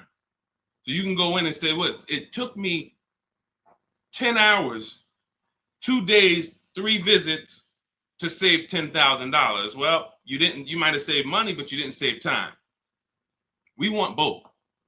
And then we have a third caveat in that title. It's avoiding dealerships. So 7 steps to saving time, money, and avoiding dealerships, because we don't need to be in dealerships to save the time and the money. Clear? That's the name of the book. So you can get a copy of it. It's 75% off. It's everything I'm teaching. Now, obviously, you guys can see I don't hold back. So it's not like, hey, my best stuff is in the book. We do have calculators in the book that obviously I can't, give you here. We've designed calculators, but you can get your copy for 75% off because that's my welcome offer. I want to make it a no-brainer for people to be able to get car deals, save thousands of dollars from home. So the welcome offer for 30 minutes is 75% off. It's normally $97, but it's a digital book as well. So it'll be in your inbox by the time we end this stream. You can get your copy in my TikTok bio, my Instagram bio, the YouTube comments, or the Facebook comments. And make sure as soon as you pay, you screenshot that thank you page, and then you download your book, because there's an actual link as soon as you pay. You can save it to your phone, to your computer. Okay? How can I pay off my car quick? This is a money situation. I mean, that's a question for Google. You can actually, some people say there's ways that you can make your payment twice a month or on certain day of the month, or I think the whole thing about the way most loans are structured, that whole tell them to apply it towards principal, I don't know if that's still accurate or not, but this is a money situation. So if your payment is $350 a month for 6 years, if you don't pay more than $360 a month for 6 years, then the car is going to take 6 years to pay off. If you have additional money and you want to throw it at the car to pay it off quicker, then have at it. I don't know if there's anything else that I could add to that. Go ahead, Dolan. Let's go. Marilyn Birdman, good to see you. Shout out to the TikTok crew checking in. All right. Do leasing numbers work when we're driving more miles, though? Sure. First person I ever saw had a high mileage lease when I was a manager at Hyundai for 6 weeks. He returned his Sonata. It had 72,000 miles on it. It was a 3-year lease. And when I saw it, I said to myself, I couldn't believe he had leased it. And he explained to me that that's all he did. He was in sales and he was always leasing because he was tired of the negative equity. Negative equity is when you owe more on your car than it's worth. And some of you, every single transaction you do, you have negative equity. You don't realize that the cause is you don't lease. Unfortunately, you're losing money, thousands of dollars, because your cars are depreciating, and then you go and trade them and you take the loss. That's not supposed to happen. See, the things that are normal that you think are normal, I'm here to tell you they're not normal. And there's people, thousands of people that, thank God, they are learned, because they've been hitting you guys with bad information about leasing since the beginning of time. Now, don't get me wrong, leases at some point, at one point, there were bad leases, and they were bad lease structures. You had balloon payments that people didn't know. There were different types of leases, open-ended leases, closed-end leases. Now the leases are set up where it is the best thing in the world if you're not keeping cars 8 years. And if anyone's not keeping cars 8 years and you're not leasing, you are losing thousands of dollars. Facts.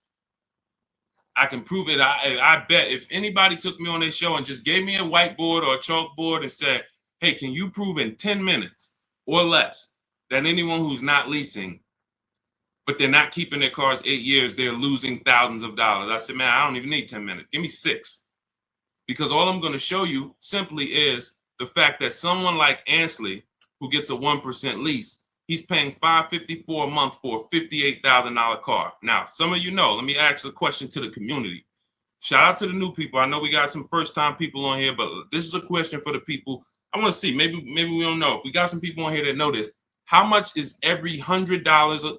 I gave it away.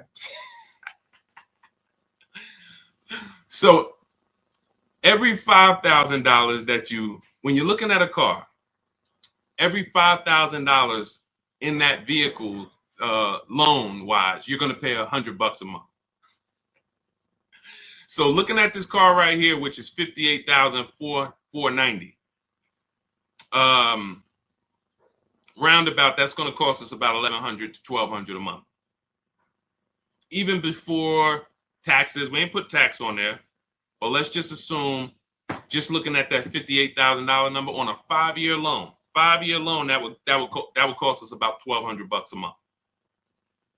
So if that number would cost us $1,200 a month, and Ansley's paying $554 a month, how long does you see what I'm saying? I'm literally putting the let me put this image down.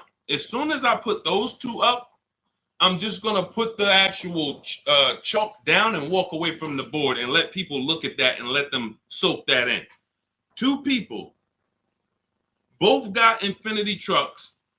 One leases it for $554, no money down. Another person gets the identical truck and leaves the dealership paying $1,100-$1,200 a month. Sit that right there for you guys. And I will let them look at that and say, wow, okay, come up with their questions, because their programming is going to make them say, well, but he's leasing it. And okay, so now let's address the follow-up things. If this person is leasing and paying half of what this person is paying every month, then what stage does the person who bought start to win? And in which case we'd add up those payments, we'd see, and it comes out to 8 years. Because once you put those payments up, it's going to take you so long to catch up with me if I'm paying $554 and you're paying $1,100. That's it. The first thing that should get you with leasing is, wait, I could drive this car for this payment? That's the first thing. There's more to this than that. There's more to this than that. But the first thing that should attract a person, make their ears peak up, is I'm driving that same car and you're spending $300, $400, $500 a month less than me. Welcome, Marilyn Birdman. I see you. Welcome. I see the new follow. Thank you. That should be the first question that comes in your mind is, wait, something's off. So now let me get my questions answered, because if you're driving a vehicle for $300, $400, $500, $600 a month less than me, and I got the same vehicle, now I have questions. Can I drive as much as I need to over the next couple years? Sure you can. Okay.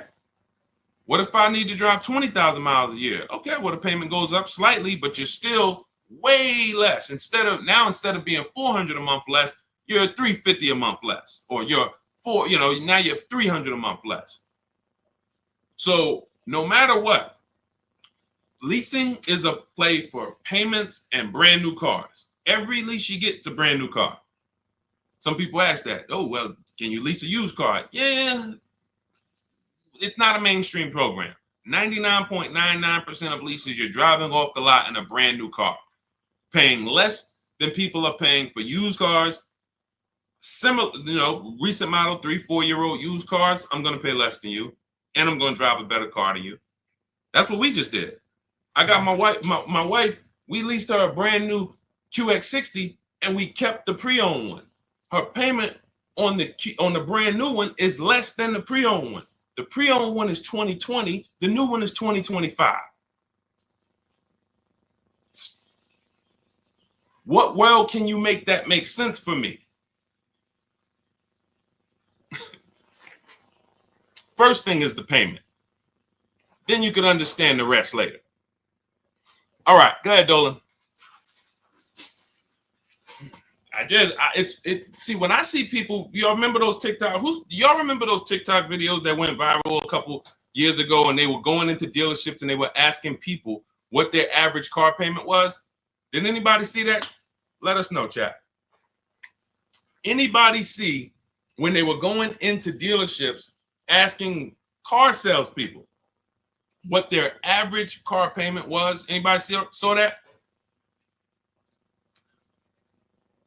Because that's right around the time the information was going viral that the average American car payment was over $1,000.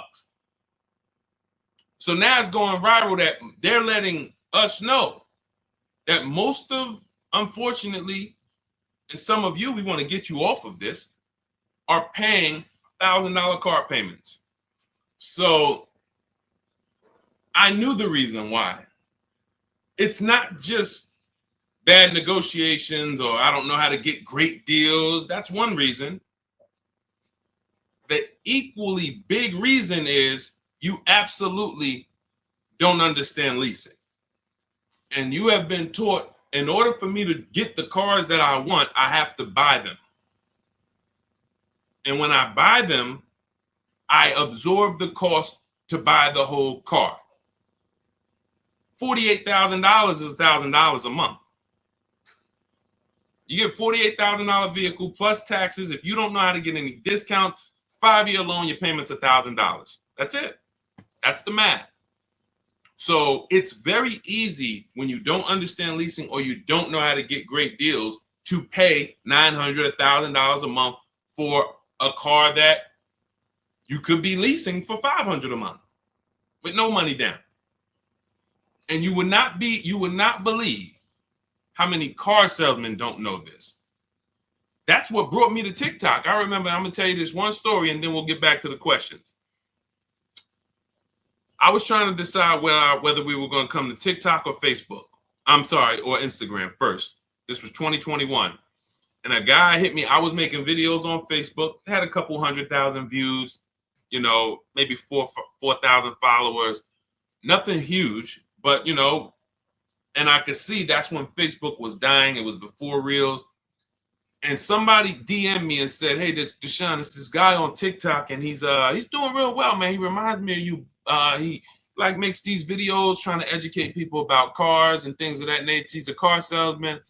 I said, "Okay, let me check him out." So I check him out. He's an older guy, and I said, "I like this. God bless. We need more people like this. We need more people who are gonna advocate from the inside to help consumers, you know, realize that y'all are getting scammed." And you need financial literacy, and you need to know how to avoid these huge mistakes. But then I watched about 10 videos, and I was loving this guy. But then somebody asked him a question, and they said, "Hey, could you tell us about leasing?" And so he said, "Nah, you don't want to lease your cars. They limit you on mileage. You know, you're going to get a ton of fees when you drop it off in 3 years. Just buy your cars." God bless. That was my decision right there made. I said, I'll be on TikTok tomorrow. Because I said, if this guy has 160,000 followers and this is what he's teaching people, oh no, Lord, we got to get here. And began to teach, and we have balanced toward leasing and purchasing for the last 3 years. And so this is what's out here. That's a car salesman. That's a guy who's in the business every day who has no idea about leasing. So if the people who are supposed to be helping you make great financial decisions aren't trained, you better be trained. Pay attention to what I just said. If the people who you're trusting with 50, 80, $30,000 of your money, you're trusting them to help you make a great financial decision, and you don't know if they're trained, and many of them are not, you better be trained. You better be trained. And that's all we do here. You use what we teach, you'll be mistake proof. You can't fail unless you just go rogue and say, I'm just gonna go back to go into the dealership. All right, God bless you. Go back to the same results. All right, Ruth Thornton, can your plans be used for less expensive cars, say a Compass? 100%. You can see right here, India got her $365 a month lease on her Hyundai Sonata Limited. On her Hyundai Elantra Limited. This was a vehicle, she originally was looking at a Toyota Corolla. She didn't like the lease program. See, what you got to understand about shopping for leases is you can't control the lease program. It is so easy to save money on new car purchases. Used cars, simple. Because there's nothing but find the dealer with the best deal. That's simple. We use the internet. So like I said, if you can't use the internet, if you're not comfortable with a computer, then I'm sorry, this isn't for you. But if you can use the internet, then you can put that back up, Dolan. If you can use the internet, then you can continue to get the deals we get, but when it comes to, hold on one second. You can throw that question back up, Dolan. Let's just keep that on the screen. So, but when it comes to lease programs, you need, there's something we can't control, which is, what is the rate, the money factor, the residual? If it's bad, it's going to lead to a bad lease deal. It doesn't matter. We shop. This is my recommendation. You don't have to listen to it. You're an adult. We don't make a decision before we see 5 offers on a lease, because you never know where the bottom of the market is on a car. So we want to see 5 offers when we buy a new car, when we see a lease. So we do it from home. If you want to do it your way, you don't have my book, you can call around, talk to sales managers, try to get 5 offers, because what you're going to see is they're going to be totally different. People are going to take off different amounts. But when it comes to the lease program, you saw that India, she was shopping for a Toyota Corolla and she got all her offers, and she identified it was a bad lease program. That means all the offers are break the 1.5% rule. It's not a dealer's fault. So we're not going to get too complex, but you got to understand, with a lease, it's not like a purchase. There's a bank that we use, and if the bank has a bad deal, it'll almost be like that. It's not like interest. It's a bad lease program. So she ended up going to a Hyundai Elantra Limited. So that's the one with the nice features, $28,000 vehicle.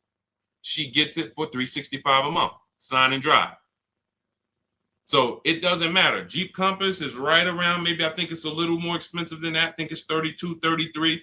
We've used this for everything. We've had people get Rogues, we have people get CRVs, we have people get, BMWs, Jeep Grand Cherokees. Raphael got her Jeep Grand Cherokee, $549 a month, 54,000. We've had Kimberly get her Maserati. She saved $20,000 off of it. You can see right here. Look, she got her Maserati. This was literally, it took off $20,700 for her, brand new. So it's for everything. Somebody asked earlier in the show, is this for like, exotic cars? Can we use this for like exclusive cars? For sure. Bentleys, doesn't matter. Doesn't matter. Competitive shopping is what you look. Don't overthink this. It's competitive shopping. That's all it is. We just have a formal system for competitive shopping. That's what it is. We have what we believe is the best system in the world until someone can show us that they've gotten more results for the public. We have the best system in the world for getting multiple offers and creating competition in the car market that benefits us. So you could throw any car in there, system is going to work. So everything that we teach is out of my new book. If you guys are like, Deshone, this is a lot. Can you give me the step by step? Can you give me the playbook to where I can look at this and kind of go through my checklist?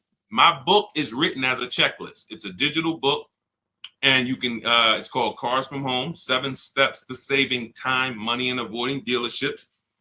And it's normally $97. You can get a copy for the next 30 minutes for 75% off, which is $24. So if you get, that's my welcome offer to you, but it's only for 30 minutes.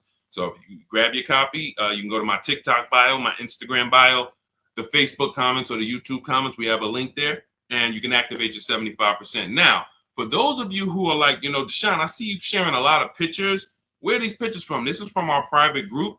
I've been coaching people through our courses since 2021. We created our Cars from Home Done With You, because some of you have a different learning style. You like, instead of reading, you prefer step-by-step videos, short videos, 3 minutes, 5 minutes, to walk you through the process. And then you want community that can support you. We have our private Facebook group with I think we got about 1,500 people, almost 1,600 people in there. And then we do a coaching call twice per month, every, first and third Wednesday. We jump on a Zoom call so people can get their questions answered with me. So if that's your style, you'll see the link there. You can just hit Shop with Deshone. Now, you do have to qualify for that. That program's not for everyone. But if you click there, go watch the video, and you can see if you qualify for that. So I don't care how you save the money, how you eliminate the anxiety. If you find a more creative way than the Cars from Home system to buy cars and guarantee that you got the lowest price in the market, from home, then God bless you, do it your way.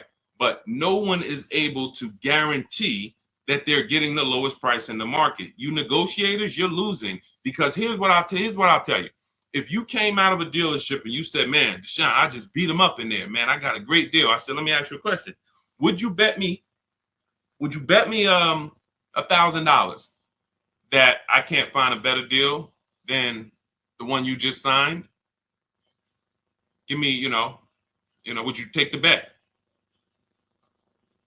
So you come out confident, man, Deshone, I've been working them over for 3 hours, man. They took off $6,000, whatever, $10,000. My question to you would be, would you bet me $1,000 that I can't find a better deal than the one you just got from home? Most people are going to not take that bet, right? Right? Because they don't have the guarantee. They don't have what we call deal assurance, price assurance, which means they have buyer's remorse. See, I'm happy with my purchase until you ask me to guarantee that I didn't leave money on the table. But watch this. What you're going to be doing different is you're going to be so confident in the way dealers are bidding. When my dad picked up his Palisade yesterday, when we got this Infiniti a couple weeks ago, We guarantee you. I come at that dealership with my new vehicle, and you can say, hey, bet me some money. Would you bet me $1,000 I can't find a better deal than this? And I would say, can I bet two? Can we go double or nothing? I mean, or can I double? Can we put a little bit more on the line? That's how confident you're going to be when you actually start to use a competitive system where you can look at several offers from home. Another thing our system does is make you see that, okay, 4 out of 5 dealers are overpriced. See, you hear people say, oh man, I went to Nissan, they're overpriced. Nissan want too much money for the Altima. No, you went to one Nissan independently owned franchise and you got a price from them. You didn't go to Nissan. You're not dealing with corporate. You went to one franchise. That's like going to one McDonald's and you had a bad experience. And McDonald's is not good. They don't treat us good. No, that one McDonald's on Main Street in this city, you didn't have a good experience with. Every single dealer is different. Some of them owned by the same people, but they still compete.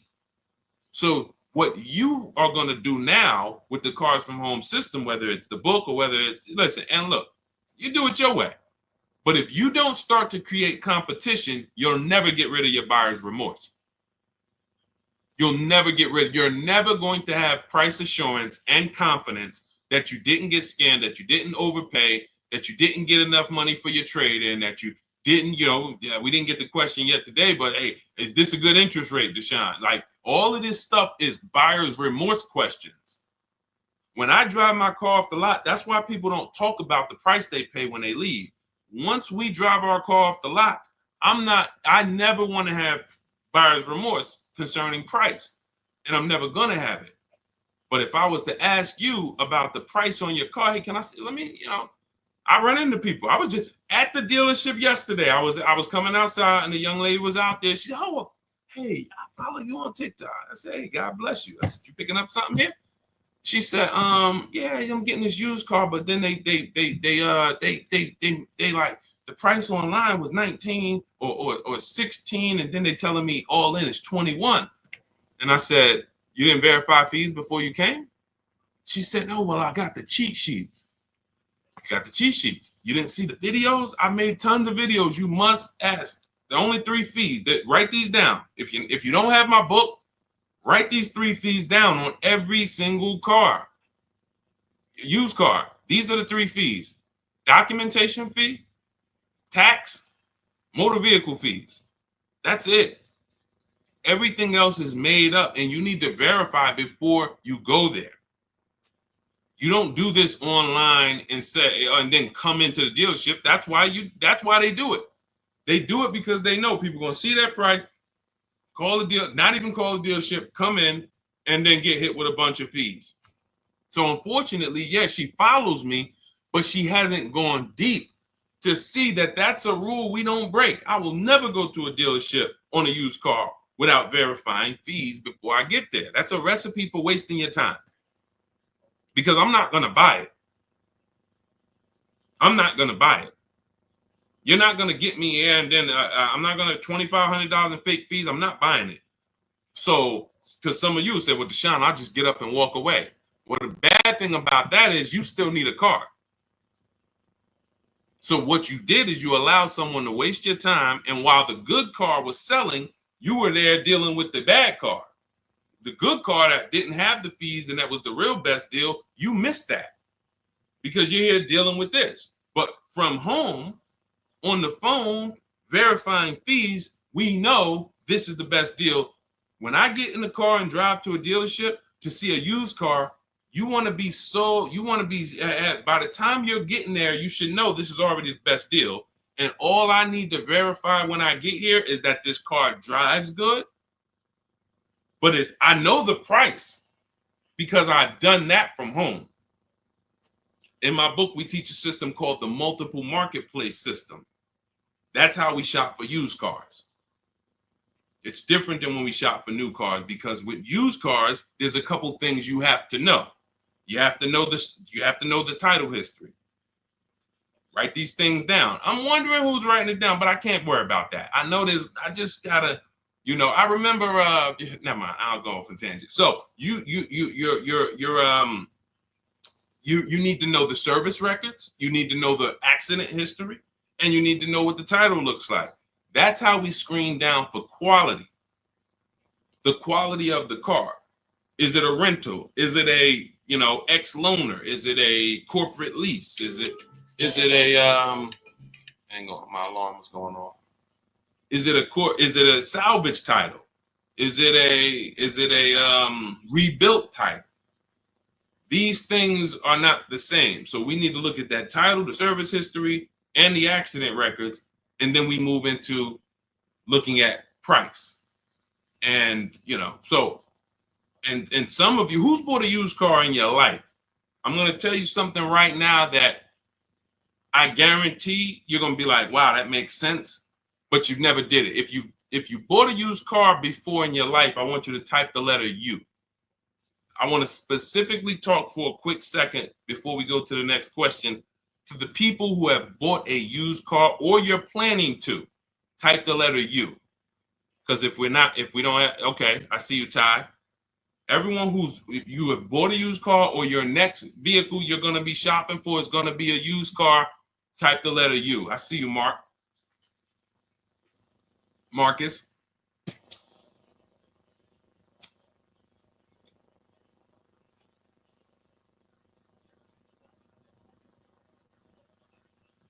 Okay, just a couple people. When you look at a used car, the most important thing to determining if you're overpaying is to know the original price. I'm going to tell you what I'm going to tell you what I did with my used Infiniti that we got a couple years ago, and you'll see why this makes sense. When I was narrowing my search, I told you how we narrow the search. We narrow it from accidents, service records, title history, but then we narrow it down. You put your mileage in there. Narrowed it down to 4, and I was looking at 4 white Infinitis. They look similar, and they were all between 30 and 32,000, so they're pretty close in price. Between 30, 32,000 in that window. Now, most of you would have made a bet, would have just went with your gut here. You'd have just said, okay, well, these look similar. They all white. I mean, all right, let me go take a look at this one. I like them all. You would have made a horrible decision. I'm going to tell you why. Once we found out the brand new price, first of all, now I can see the equipment that's in the car. I remember when I was at the dealership, people would come in, replace their car and be like, Deshone, on the next car, I want the remote start. And I'm like, hey, I'm sorry to let you know, but you have remote start on this car that you're getting rid of? I did. Yeah. So they didn't even know what was in the car they had. So that's another reason to get the original window sticker or the original equipment list. But even more important than that is I get to see what was the cost of the car brand new. So once I did that, I saw that one of the Infiniti trucks was 46, one was 48, one was 52, and the most expensive one, brand new wise, was 54,000, and it had a ton of equipment in it, special cameras, sensors, and that stuff wasn't easily visible looking at the listing. Now you look at what the discount is from that price. That's something in my book. For those of you who have my book or will be getting it to shop for your used car, you'll see something we created called the true value discount. All that matters on used cars is how much discount am I getting from the brand new price, not what am I getting from the dealer. As I'm comparison shopping, I'm looking at that used car. I'm looking at 4 Honda Accords. This one is giving me a 30% discount from the brand new price. This one's giving me a 32%. This one's giving me a 40% discount.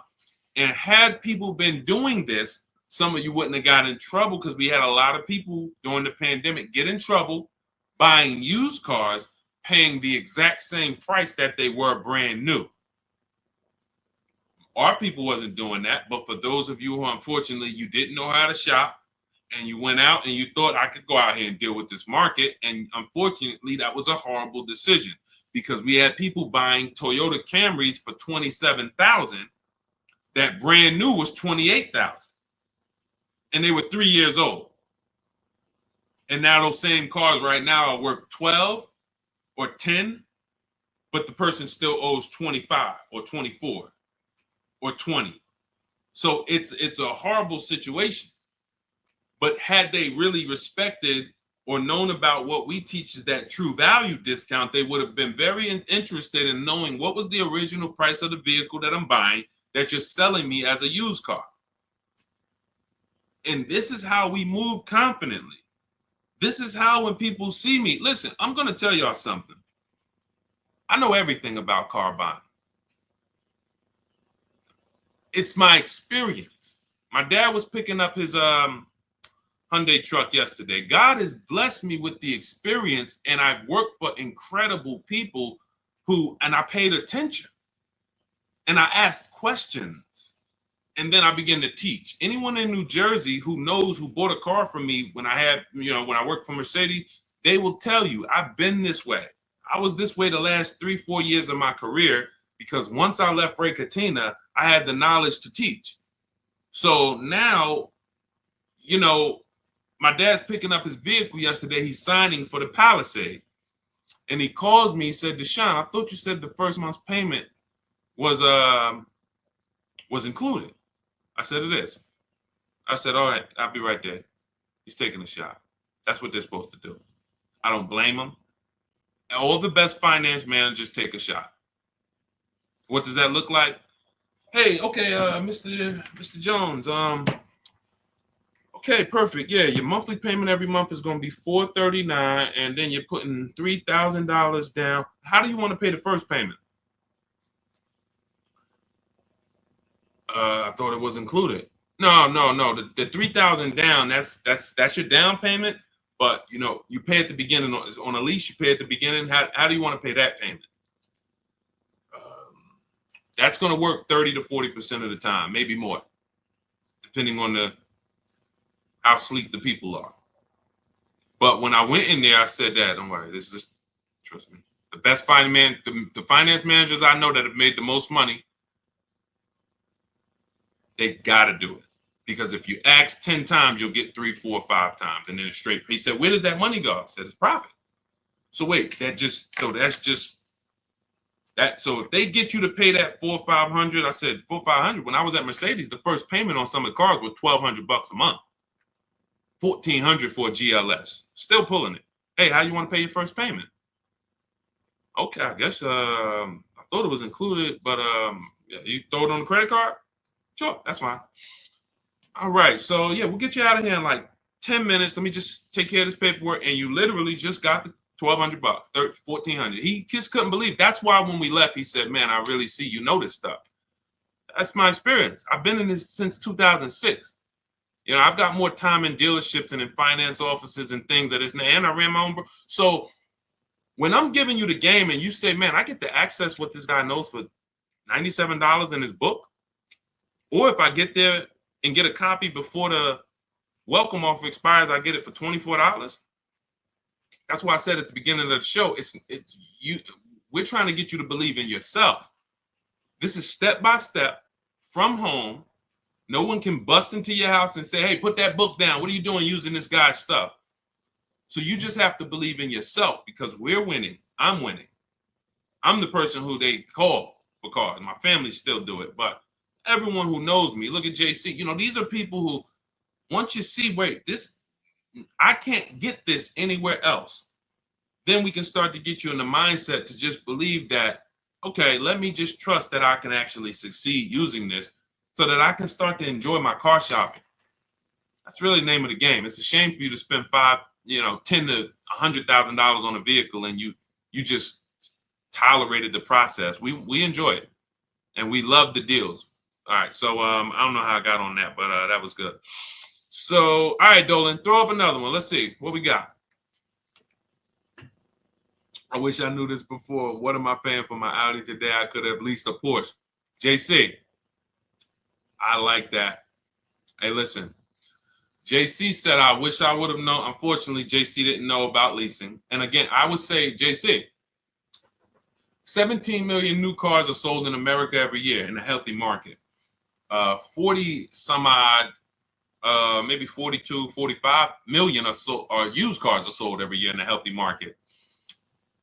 We know that number, because you can only lease a new car, that 17 million number, if we was to ask those 45 million, how many of you are keeping your cars 8 years?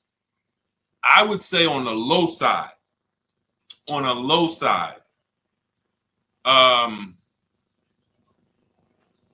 at least 30% would say, no, I'm not keeping this 8 years.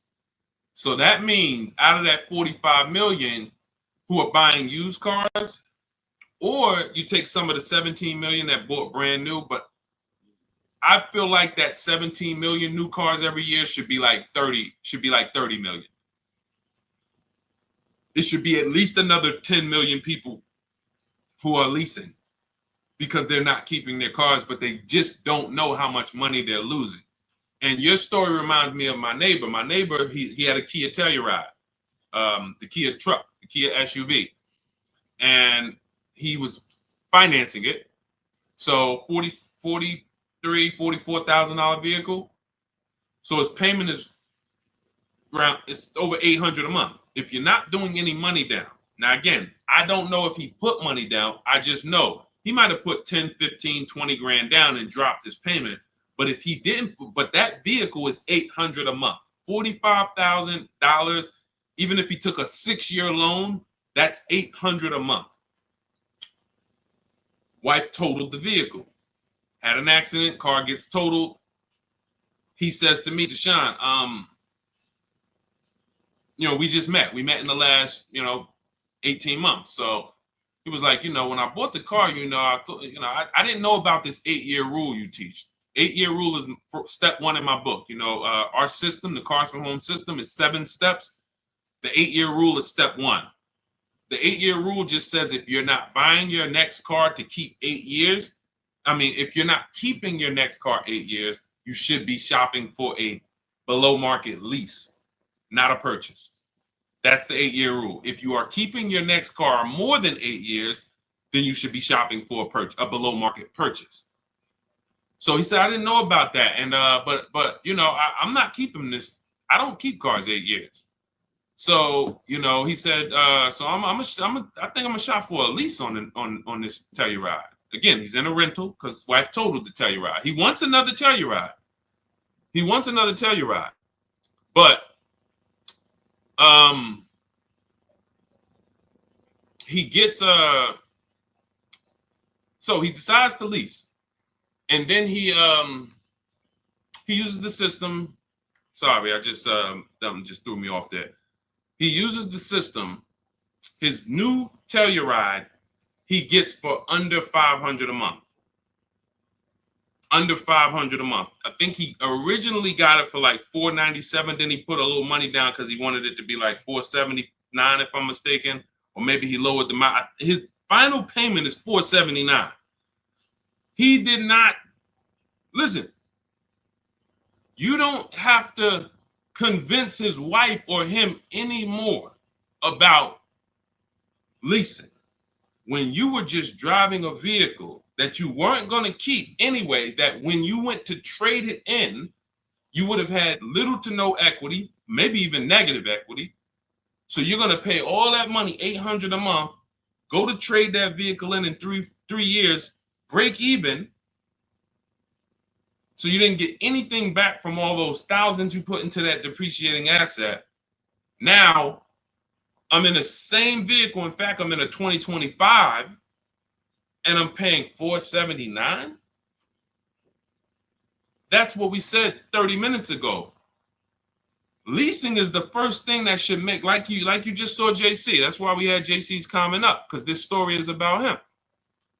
He said, what I'm paying for my Audi that I finance, I could have leased a Porsche. And we've had several people who got who came into, I remember Crystal's one of them. She got a Porsche Macan, and she got hip to leasing, JC, but she didn't get hip to competitive offers. So she was watching some of my stuff because she was shopping for the vehicle to buy, and then she got hip to, okay, I want to lease, and then she started looking at the lease offers, and I think they wanted like $1,200 a month that they had quoted her. She comes in, she gets her competitive offers. She gets it down to, man, let's see, can I find Tracy? It'll take too long. I'll share her on another stream because it's a bunch of, I don't usually share stuff from like last year, or because we have people, you know what I'm saying? We're in the market every day. So we're talking about 2024s, 2025s. You know what I'm saying? But I can pull a story from 2023 or from some 2022, you know. I always use Bonita as an example because people be like, yo, the market's bad. Can we get good deals? When, listen, we were in mid-pandemic when people were paying. I remember during the pandemic, if you know anyone who had a Kia Telluride during the pandemic, they were paying upwards of $5,000 and $10,000 over a sticker to get them. Some people still have them and are still buried in them because that's how much they overpaid to get these vehicles. Meanwhile, Bonita came in, no money down, got a Kia Telluride, her dream vehicle, she said $600 a month, sign and drive. That was in the world's worst car market.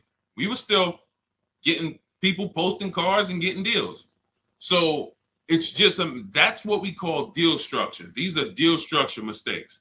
So you could be the best negotiator in the world, but without competitive offers, you're going to overpay. You could also get competitive offers, but without the right deal structure, you're going to overpay. Deal structure is, am I supposed to lease this vehicle or am I supposed to buy it? And if you just remember the 8-year rule, ask yourself that question, am I keeping this next car 8 years? If you are not, then if you purchase, you lose. Even if you buy a used car, because I know some of you, I know the thoughts, I know what you're thinking to try to get yourself out of, you know, embracing this new teaching. Because you're like, Deshone, no, I just taught against leasing. I just taught that I shouldn't do that. I'll get a used car though. So don't I win if I get a used car? I got this. I was going to replace this 2020 Infiniti truck that I got. I got a great deal on it. It was $54,000 brand new. I got it for $31,800. It was a 42% discount off the brand new price.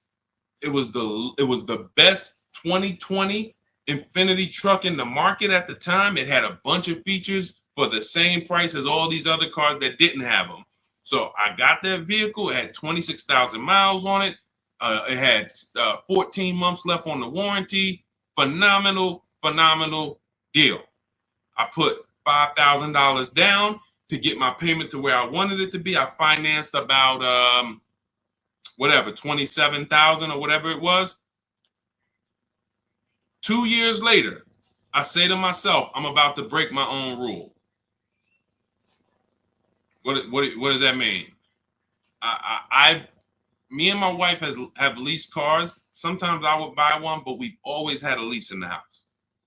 We've always had a lease. That's hassle-free, low car payments, no maintenance, never got to worry about not having a warranty. So now I'm like, man, you know what? I think because you buy a vehicle you're in love with, your dream vehicle, and this wasn't it. So I'm like, all right, you know, when I get my Escalade and things that I know that I'm going to keep for 8-10 years, then that's the vehicles you buy. But vehicle, I'm like, I'm not going to keep this Infiniti 8 years.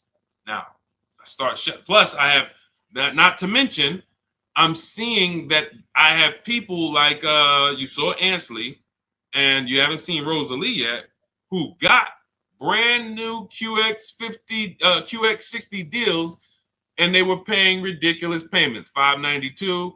Rosalie put down, you can't see this, it's zoomed in. You guys can't see it on TikTok, but whenever you get a chance, if you pop over to Instagram, YouTube, Facebook, you can see the replay. I can't share this, unfortunately, on TikTok, but I tell you about it. And the people on the others, we're live on 4 platforms now: TikTok, Instagram, YouTube, Facebook. So when I saw their payments, and then I saw Ansley got a $58,000 vehicle, $554 a month. I'm like, all right, I think I want to go get me a lease on one of these brand new ones.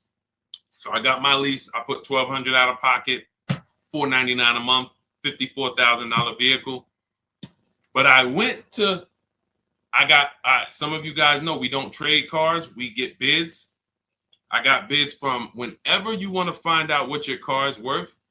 These are the 6 websites you go to. You do not go to kellysbluebook.com. It's trash. CarMax, Driveway, Carvana, KBB Instant Cash Offer. You want cash offers.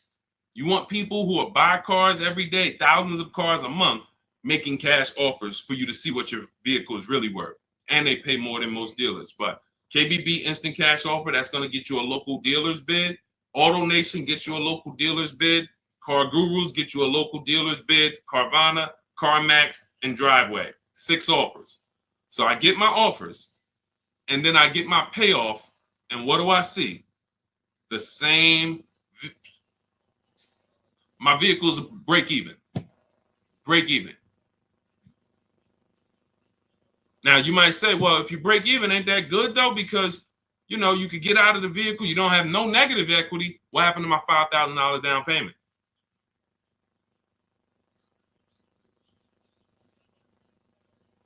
So I'm watching people who I'm teaching who are out there shopping the market, pulling up in their brand new vehicles, and I'm like, now this is the same vehicle that I have a 3-year-old version of, and I'm like, wow, we have the same car payment or similar car payment. So some of you who think you're gonna get I buy used cars. That was the whole purpose of why I went here. Deshone, I buy used cars though. Well, you didn't get a great if anything, I got as great a used car deal as you would get. It's not better considering what I saved off of it. I put $5,000 down, 6-year loan, because I plan on keeping the car. 2 years later, we look up, $5,000 down payment's gone. You can get out of it, but you not only did and that's the deal. When you buy a used car, thinking you're gonna escape the 8-year rule, yeah, Deshone, I'm not gonna lease, but I'm gonna get me a used version. And all you do is pay the same money to drive what a person who's got a great lease deal pays to drive a brand new one. And yours is gonna have issues because you're not gonna have a warranty. And then you had to deal with that. So I put tires on the car. I didn't even include my $5,000 down payment. I didn't include that I replaced the tires and the brakes on the vehicle in the last 2 years. So let's say $7,000 that if I sold, I take the $7,000 loss. So I'm not exempt from any of this. None of you are. So I'm using this to tell you the 8-year rule is what you need to be looking at, leasing versus buying. And you need to understand that if you make these decisions wrong, you got your deal on the wrong footprint, wrong foundation, there's no way for you to get a great deal. You must ask yourself that. It's a depreciating asset. You've heard that for years. This is the practical application of how to make sure you win with it. So people say it's a depreciating asset. So what do I need to ask myself? How many years am I going to keep it? If somebody was selling you a financial product or a stock or something and they said, hey, bad news, for the first 6 years, this stock is going to go down in value a lot. But after the 6th year, it starts to go up. And by the 10th year, you start to make money. But you got to hold it for at least 10 years. Then if you went into that process and you bought that product and you got out of that in five years, then you lose. It's a depreciating asset. You're getting something that, in the case of a car, it never comes back up. So the only way you win with cars is with long-term ownership. 8 to 10 years, that's when you win. And there's no one who can convince me otherwise. This is a numbers thing. See, what we do here is we talk numbers. All the people who given you this horrible financial advice, they never speak numbers. They rant. Oh, leasing is renting. Oh, leasing is borrowing. Leasing is for people who like debt. Oh, borrowing cars. These are people who, unfortunately, they're just incorrect. And I'm not in a position where I could be on a panel with them. If I was, it wouldn't take me long to make light work of them because they don't talk numbers. So we can't have a financial conversation about somebody who doesn't understand numbers with the subject matter that they're speaking about. So if you're like Deshone, how do I get every single thing we teach in like one place? That's my new digital book. It's called Cars from Home, 7 Steps to Saving Time, Money, and Avoiding Dealerships. It's normally $97. It's 5-star rated. You can Google it. But for the next 30 minutes, you can get 75% off. That's my welcome offer. That means you'll get it for $24. But if you get there, you got to get there before the timer hits zero. Once it hits zero, the price does go up to $97, and it's worth every penny. If you miss it and you're like, Deshone, I need the information, and hey, I missed the welcome offer. But $97, it's still one of the most valuable books you're ever gonna read and use. So, but $24 is better. So get to my TikTok bio, my Instagram bio, the YouTube comments or the Facebook comments. Welcome, D. Welcome. I see. Thanks for the follow. And get there, get your copy. And then it'll be in your inbox. It's a digital book, so it'll be right there. And just follow it step by step. Don't jump ahead. Stay on your path. There's paths in there for everybody. People with bad credit, people who don't know how to negotiate, people who you need to stop negotiating because you can't negotiate your way to a below market deal. You can only get bids. High mileage drivers, you guys are losing a lot because you're depreciating asset even faster than the average person. So you are losing a lot. We have paths in there for you. And then, of course, our system for leasing, purchasing, and buying used cars is all in there step by step. So go grab your copy. 75% off in my TikTok bio, the Instagram bio, the YouTube comments, or the Facebook comments. For those of you who are like, you would rather work with us and try to see if we can qualify to shop together, just click that button that says Shop with Deshone. That's for you who are like, you rather watch videos instead of reading. You prefer 3 to 5 minute step-by-step videos, and you prefer a community. We have a private Facebook group. That's when you see all of these people that I post their cars, they upload their cars and their deals to our private Facebook group. It's called it's called a graduation. So the first time you get your car using the Cars from Home system, you're a graduate. And then after that, you're an alumni. And we just had Sheree. Sheree is probably our most successful alumni. She just got her 4th car. She joined us in 2022, and she just said she's seen things get easier and easier. And when you join the Facebook group, you'll see her like right at the top, 4th car. So this is the world we want you to experience. Peace of mind and really, So if that's something for you, you can click that button in those same links that says Shop with Deshone. See if you qualify. And other than that, we'll be back on another stream. Thanks for checking in. God bless you.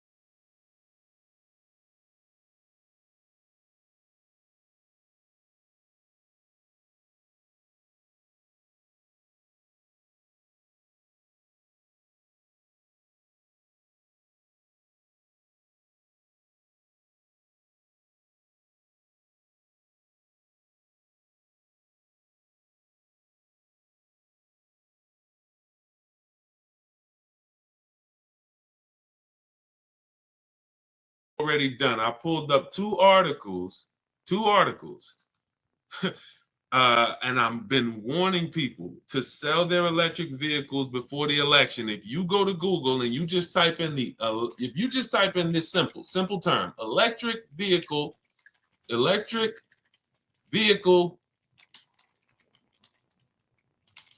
market Trump, just type that in, see what happens. You're going to get a bunch of articles that pop up telling you how bad electric vehicle values have been just since the election. Because legislation created the electric vehicle market. It didn't come out of nowhere. The electric vehicle market did not come, oh, all of a sudden the world just wants electric vehicles. Legislation created it, and legislation can destroy it. Legislation can hurt it. So when the future of legislation is no longer geared in electric, then that means the value of everyone who owns an electric car, your value goes down by thousands. Like it's plummeting. It's plummeting. So the real aspects of what we're here for is to let you know that if y'all don't start making great decisions with these cars, you are going to continue to lose thousands and thousands of dollars. And this is money you can't see because people have taught you, well, don't take car buying that serious. It's just a car. Go out, do it on the weekend.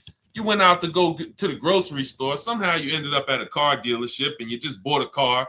When you treat car buying like you bought a TV, you can't win. You're going to continue to get average deals below above market deals. You're going to continue to lose thousands of dollars. So shout out to the people who tap in. Shout out to the people who are locked in. Old Souza, anyone who has an electric vehicle, you should be assessing the value now, unless you plan to keep. Now, I told y'all in this video, Tesla was going to win. It wasn't even a question. Tesla was going to win. So it wasn't. It was all about Elon Musk saying, okay, if I could, Elon Musk just eliminated most of his competition. Brilliant move. Brilliant. Because he understood what drove the market. He understood. And you guys can start typing your questions. We'll be on here. Anyone who's car shopping, start typing your questions, and we'll get to as many as we can in the next, next hour or so. But Elon Musk understood. What brought my competitors in was legislation. I was in this game before anybody was. I have a brand. Tesla's a brand. It's not just an electric car. It's a brand. But the reason why Tesla's value started tanking, if you just Google before the election, Tesla's resale values horrific, the worst of almost any car. He started saying, all right, the competition did that. There's more options. He got 90% of his competition out the market. And it's a great move. From a business move, people are not going to make these electric vehicles. They're going to focus on gas. They're going to focus on the things that they used to, making better emissions, smaller engines, turbochargers, better fuel economy, just like they used to, and they're going to say, oh, thank God we're done with the electric. We're done with needing to do this liability stuff. All of these, it's the getting to the electric market, developing these things, batteries, and how they're going to be sustainable in the long run. Why the heck do we want to do that? I worked with Mercedes for 5 years, General Motors for 5 years. They didn't want to do that. They wanted to focus on making great cars, great fuel economy. That's why they got rid. Who remembers the V8 engine? Rest in peace. What's up, Serenity? What's up, Silent Storm? Who remembers V8 engines? Some of you, if you were in the car business or if you're old enough, you remember. If you're 20, 25, you don't know. You very rarely, I mean, you might know about the Hellcats. I don't even know. Are the Hellcats and the Demons still V8 even? Some of these vehicles are getting 600, 700 horsepower. Are they V8 engines? Somebody let me know.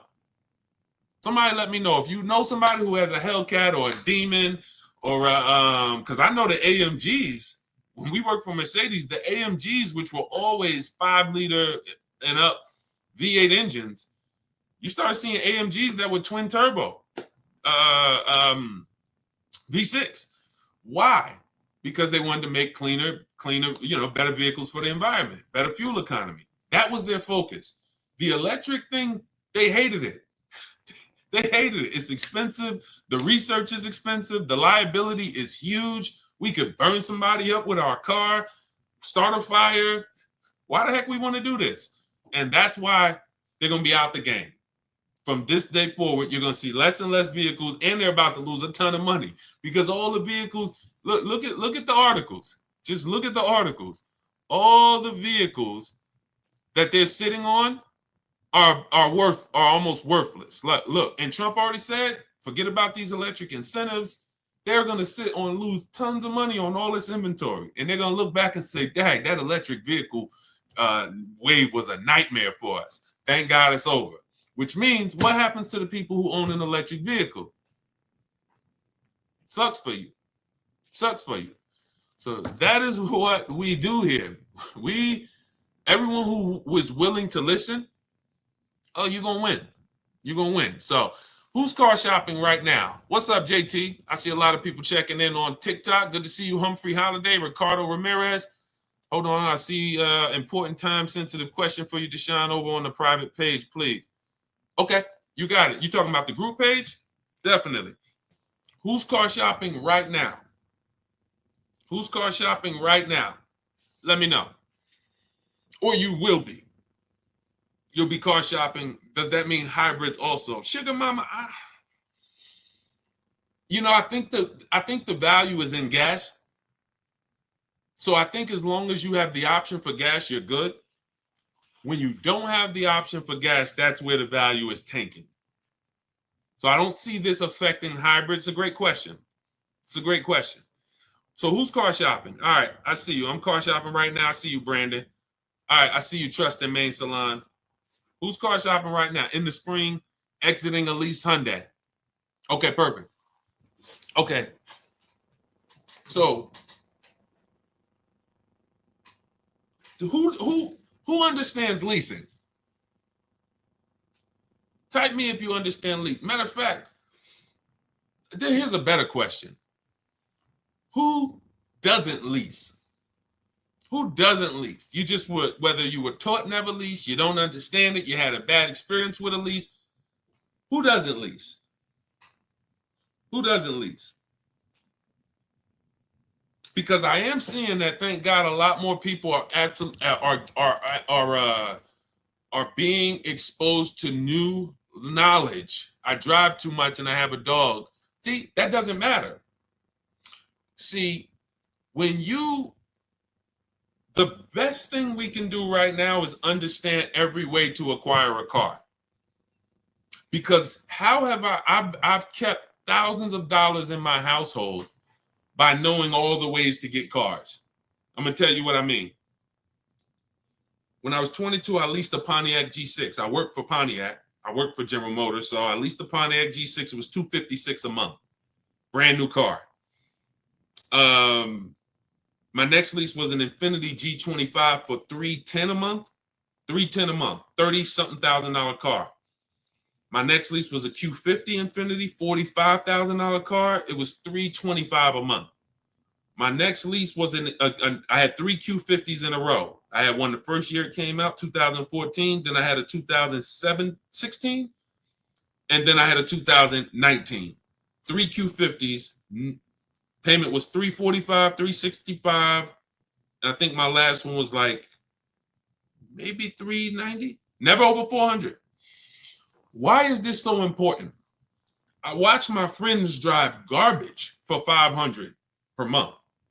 And when I say garbage, I mean vehicles that were, let me give you an example. And I don't mean, let me be clear. This is how big of a difference below market leases are, because people don't know how to get them. Somebody was on my page earlier talking about, hey, these lease prices that he talks about getting are not possible. They're not possible for you. I said, bet me $1,000. I said, you want to bet me $1,000? Jump on my live today. Bet me $1,000. I won't show you 20 people who are getting the same below market lease prices that I talk about. Danielle, Kimberly, Charles on his Palisade. Look, Zafrina on her Jeep Grand Cherokee. Melissa on her Hyundai. Jen. I never heard from them. Why is this so important? Because when you buy a car, you're buying the entire car. You have to pay the entire car, and it's expensive. It's expensive. The reason why, when I watch my friends who had a Toyota, she had a Honda Civic, and she was paying $500 a month because that's what it cost. She didn't get a bad deal. A $23,000 Honda Civic costs $500 a month. That's a norm. That's what it costs. Every $5,000, some of you guys know, is about $100 per month. So she's paying $500 a month. I'm driving a $21,000 Pontiac G6. I'm paying $256. Who understands? Who understands that for any family, paying $256 a month versus $500 a month, it matters. Now, if she was paying $500 a month and she was driving a much more expensive vehicle than me, that's different. We're driving a similar price vehicle. But for some reason, you were taught to buy your cars. Now, there's a place for people who buy cars. We're going to get there. Because some people say, oh, Deshone, should everybody lease? No, they shouldn't. We'll get to you. We'll get to the people who should not be leasing. But we don't have a problem in this country with people leasing when they should be buying. We don't have that problem. Thank God I get to talk to 2 million people all across my 4 platforms. Between TikTok, Instagram, YouTube, Facebook, we got 2.3 million followers. We've been talking to thousands of people for 3 years. I get data. We do not have a problem with people who are leasing, but they should be purchasing. We have a major problem with people purchasing who should be leasing. Major problem. Friend of mine who met me about a year ago, he lives in my neighborhood. He had a Kia Telluride, $45,000 SUV. He's paying about $800 a month. He didn't get overcharged. That's what it cost. Unless you put a ton of money down, that's what it cost. He totals his vehicle. His wife totals it. He said, Deshone, I noticed this 8-year rule you teach, which is if you don't keep your cars at least 8 years, you should be shopping for a below market lease deal, not a purchase. He said, well, I don't keep my cars more than 8 years. I said, so what's your next move? He said, so I should be shopping for a lease. I said, exactly. He shops for his lease. He had a 2022 Kia Telluride. Paying what? What was he paying? Let me see who's paying attention. What was he paying? Y'all know we dialogue here. If you're new here, we'll do a welcome shout out to the new people. But I'm talking to the people who tap in. You know we dialogue. You got to stay close to your keyboard to get a lot out of what we do here. To the people who want to save their money. There we go. 800. Thank you, Sugar Mama. Thank you, Deshone. Thank you. I see you. So he's paying 800. Vehicle gets totaled. See you, Dark Star. He says, all right, Deshone, I'm going to shop for a lease. His best deal when he used our system, he reached out to 25 dealers online. He got more than 5 offers back. His best deal was $479 a month.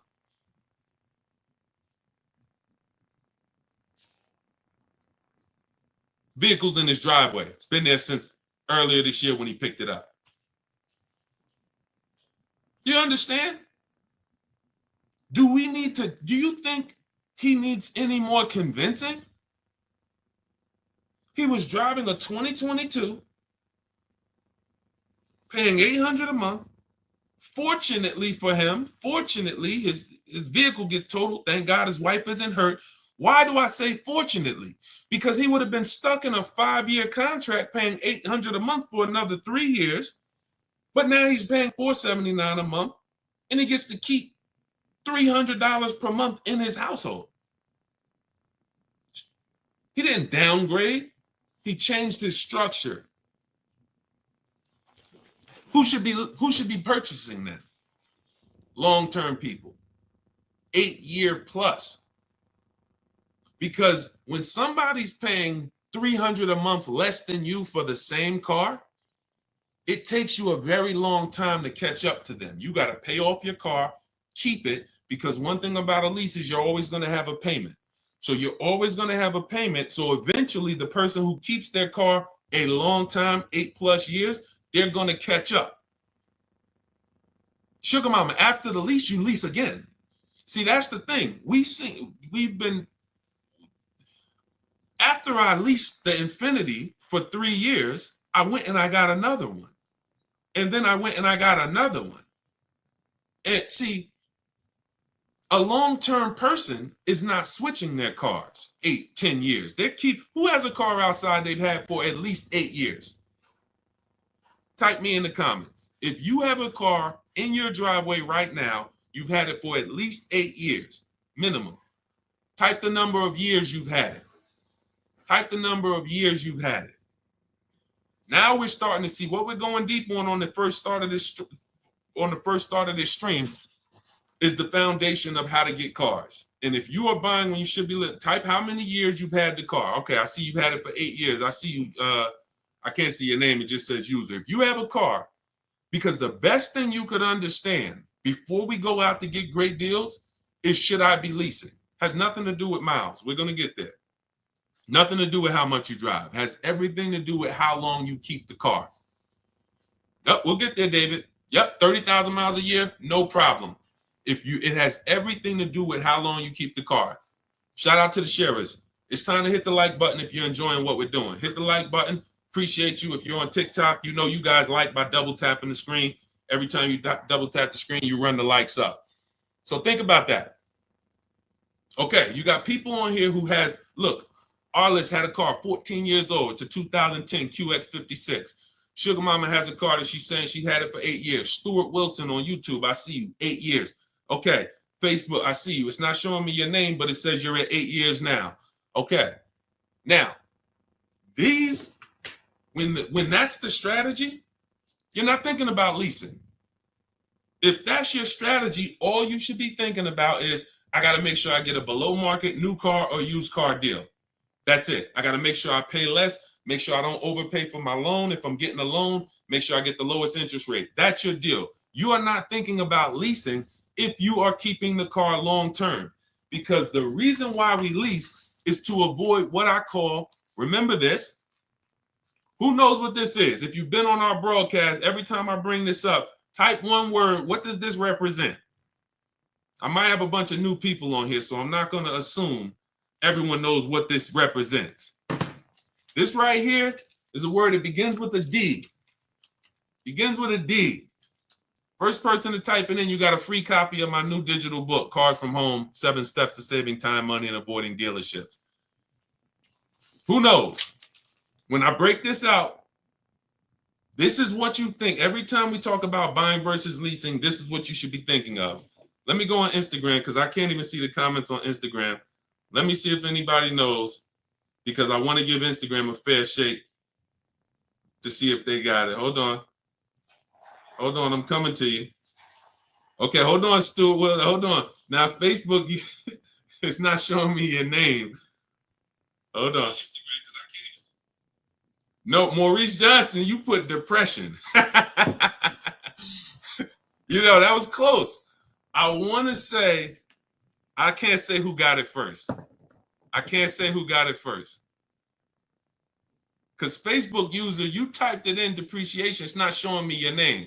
Yes. Thank you, thank you, thank you, thank you, thank you. I can't say, maybe I got to look at all the comments. I think it says you Facebook user, but it's not showing me your name. And I think if you message me in our private group, then that means you already have the book. Look, Stuart Wilson said, I got the book, give it to them. So thank you for the people who actually, know that, whether you got my book or whether you've been on the previous live. This is what we're thinking about when we're talking about buying versus leasing. So when you are buying your car, we just gave a shout out to all the people who have a car they have for 8 years, 10 years. This is the value of your vehicle when you buy it. Whether you buy it new or whether you buy it pre-owned, you're losing thousands of dollars every year in depreciation. That's why you buy a $30,000 vehicle, you go back in 2 years, it's worth 20. Even if you got a great deal on it. That's just what it is.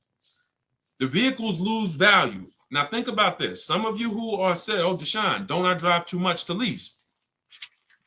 You're depreciating your vehicle whether you buy or lease. And with you guys, with the high mileage drivers, your depreciation is even much more drastic because you're destroying the value of the vehicle in a short term. You go out, you put 30,000 miles a year on a car. That's 90,000 miles in 3 years. Who is that attractive to the next buyer? That means no, that's not attractive. So when you go out and you drive high miles and you think, well, because I bought my vehicle, I guess I'm okay.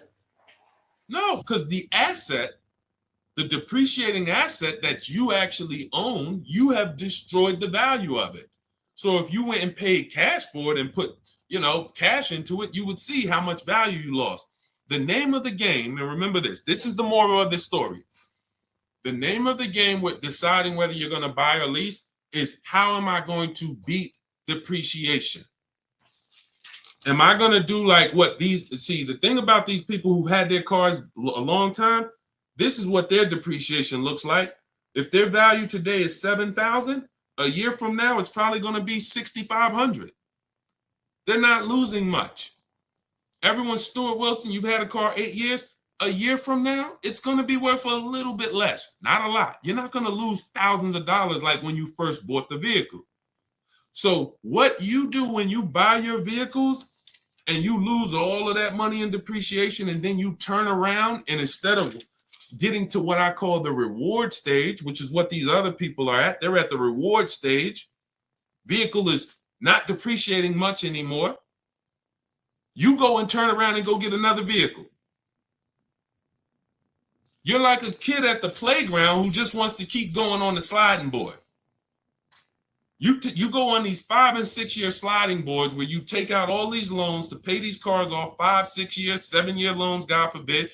You pay them off. You ride that depreciation down. Your vehicle was worth 30. By the time you end up paying off the loan, it's worth 12. Then you go and turn around and you do it all over again. It's a constant loss of thousands of dollars because you're paying a lot more than a person who would be leasing would pay. So what's the moral? If you don't buy your cars and keep them 8 years, you shouldn't be buying.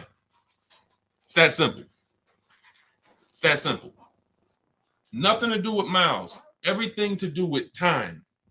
Here's an example of somebody who got a high mileage lease, above average. Jen. Jen gets a below market lease on her Honda CR-V hybrid. I always tell you guys, when you shop for your leases, we always shop with 12,000 miles per year. You must get 5 offers. Because if you don't get 5 offers on any car, and this is for used cars, this is for new cars, this is for leases. Cars are not, it's not like the Apple store. And then y'all start typing your questions. What we'll do is I had to lay out this foundation, and then we'll start going into questions. But without the right foundation, you're not going to be asking the questions you should be asking. So some people think, you might have been taught, or you might have been programmed to think that, all right, somebody will say, Deshone, I went to Nissan. They gave me a quote for a lease. Nissan is overpriced. Thank you, David. Nissan's not overpriced. That one Nissan dealer is overpriced. So if they got you to think that every Nissan dealer is one price, you go to California, that's like the Apple store. You go to California, the Apple, you want an iPhone 16, it's going to be the same as New Jersey. It's going to be the same as Florida. It's totally different with cars. One Nissan dealer has one price. Every Nissan dealer has a different price. Some people are going to charge you over sticker. Some people are going to discount a little bit. Some people won't discount. Some people are going to give you the rebate. Some people are not going to give you the rebate. It's all over. Everyone's competing, and their goal is to make you think there's no reason to shop around because we're all about the same price. We're all the same price. That's what they really want you to think. We're all the same price. But you take a look at Jen. Jen gets 5 offers. Her best offer on a $40,000, almost $40,000 Honda CR-V, $512 a month on her lease. $512 a month, no money down. We always shop for leases with no money down. Do not let these commercials make you think you must put money down when you lease. There is no requirement of putting money down when you lease. That's a gimmick. Because if they can get you to think that, then you're going to do it. But as you can see, I'm going to show you several people throughout the rest of the stream who we always shop with no money down. All we want to do is give them our first month's lease payment. We drive off as long as it's under our budget. $512 a month she gets. That's a 1.3% lease. Her payment is 1.3% of the MSRP. The way we judge great lease deals is with the 1% rule. So if your lease payment is 1% or lower of the MSRP, you stole the vehicle. Anything 1% to 1.5%, good lease deal. Above 1.5%, bad lease deal. A lot of people signing bad lease deals. They don't know it. How do we know it's a bad lease deal, Deshone? We add up the payments. Just add up the payments. With a lease, the name of the game with a lease is driving the most money. I see you, D Hall. We're gonna get to everybody's questions. I see you. We got a lot of questions coming in: Instagram, TikTok, Facebook, YouTube. Let me just lay this foundation, and then we'll do some serious Q&A. When you look at Jen, she's paying $512 a month. That was her best offer of all the offers she got. We do this from home. And then she bumped it up because she needed 18,000 miles per year. In my book, I have it's like literally a paragraph. It's called Choosing Your Miles Wisely. One of the worst things you can do with a lease is to not get the mileage that you truly need. And a lot of people do that. They'll go in knowing they need 15,000 miles per year, but they get 10. It makes no sense. Why? Because they're saving $25, $30 a month, to go from 12,000 to 18,000 miles a year. Jen is paying $50 more per month. That's it. $512 a month to 18,000 miles. Now let's just say, for the sake of you, David, if she was doing 30,000, she might go from $512 a month up to $675 a month. It's not $300, $400 more per month to get additional miles. So what we do is we shop for our leases, we get our below market offer, because we get all these offers, we choose the lowest one, and then we bump the miles up to what we need. Because you buying your cars as a short-term driver. Now, if you're a long-term driver, David, then you don't need to lease. What does that mean? Deshone, I keep my cars 8 years. Forget about leasing. You drive 30,000 miles per year. Get a below market purchase, new car, used car. There's plenty of cars, 8 times 30, that's 240,000 miles. I'd be getting a car that has a history of, being good on a high mileage, Hondas, Toyotas. There's a couple cars that have long-term records and I just drive that car. When I get to 8 years, 9 years, I'll go swap it out. But if you're not keeping your cars that long, if you get to the 3-year mark, 4-year mark, and you're like, okay, it's time for me to go and put, I know you. I spent 14 years in the car business, 10 years inside dealerships. People coming in, hey, Deshone, I want to get out of this car. Yeah, I drive a lot. Okay, how much do you owe on it? I still owe like 14,000. Well, you got 160,000 miles on it, so the car's worth like 5. You got 10 grand of negative equity. The only way you're going to avoid that is if you put a lot of money down. That's it, because you're prepaying the losses. So it's like every deal you do, you either put 10 grand down, 15 grand down. Yeah, you're not going to have no negative equity, but you ain't getting that money back. That money's gone. The car is drinking it. Like, okay, thank you for that 15,000. You won't get that back. When you lease, you're just paying a little bit every month, and you're keeping that money in your bank account. Depreciation, you're not going to beat it. That's where we're losing. That's where you're losing. Depreciation in the short term with cars is going to destroy you. It's just you can't avoid it. Some people think, oh man, my cars go up in value. I got a car with high resale value. You don't own a rare Porsche or some rare, collector's item car. We had one run, y'all, 2021 to 2023. We had one run where cars had limited supply, and we were able to sell cars for 10, 15,000 more than what they're worth. 7,000 more. That's why if you look at my old TikTok videos, when I came to TikTok and Instagram, I was wanting cash out, everybody. Sell your cars. You're never going to have a time in history where we could do this again. Sell it. And we had people selling leases, making 7, 10 grand. We had people buying cars that they had just bought in 2020, turning around, selling them 2022, getting all their money back. It was beautiful. It's over.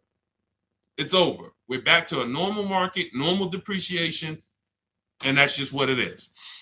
Okay? So the foundation I just laid is step 1 in my book.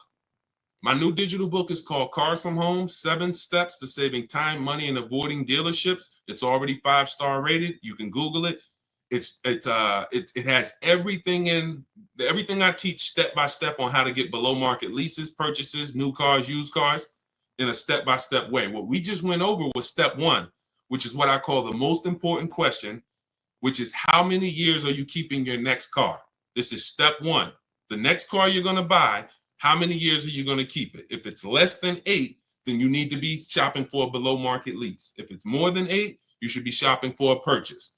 That's step one. So now, part of my welcome offer, you can get your copy of Car From Home for 75% off. It's normally $97, but if you go to my TikTok bio, the Instagram bio, the Facebook comments, or the YouTube comments, we have a link for you, and you can activate your 75% off for 30 minutes. That's my welcome offer to you. As long as you get there before 30 minutes, you got your book. It'll be in your inbox by the time you get done with the stream, and you'll have everything we teach in a step-by-step way to make sure you always get below market deals. Okay, but that's only step one, what we just went over.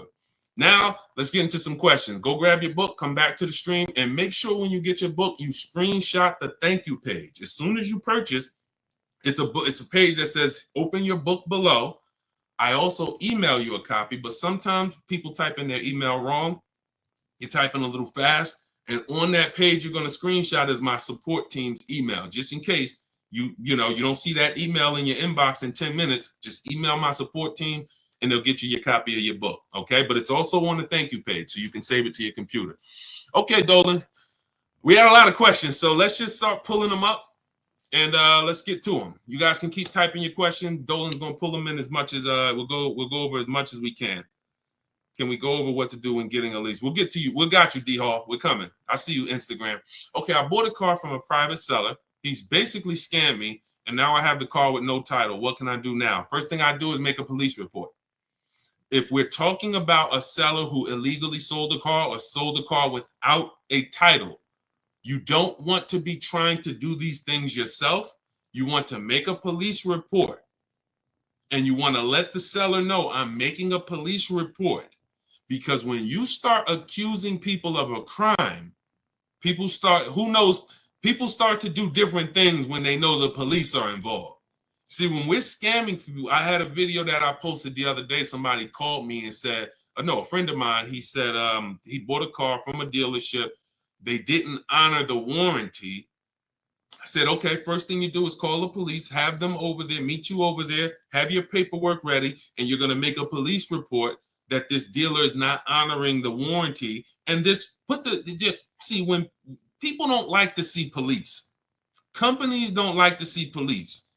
And especially if you're recording too, hey, I'm making a police report today, I'm live. People don't like that type of publicity. So the first thing I would tell you to do is let this private seller know who hasn't gotten you the title, I'm making a police report. Give them as much information as possible, and then go from there. You might want to go afterwards because is the vehicle stolen?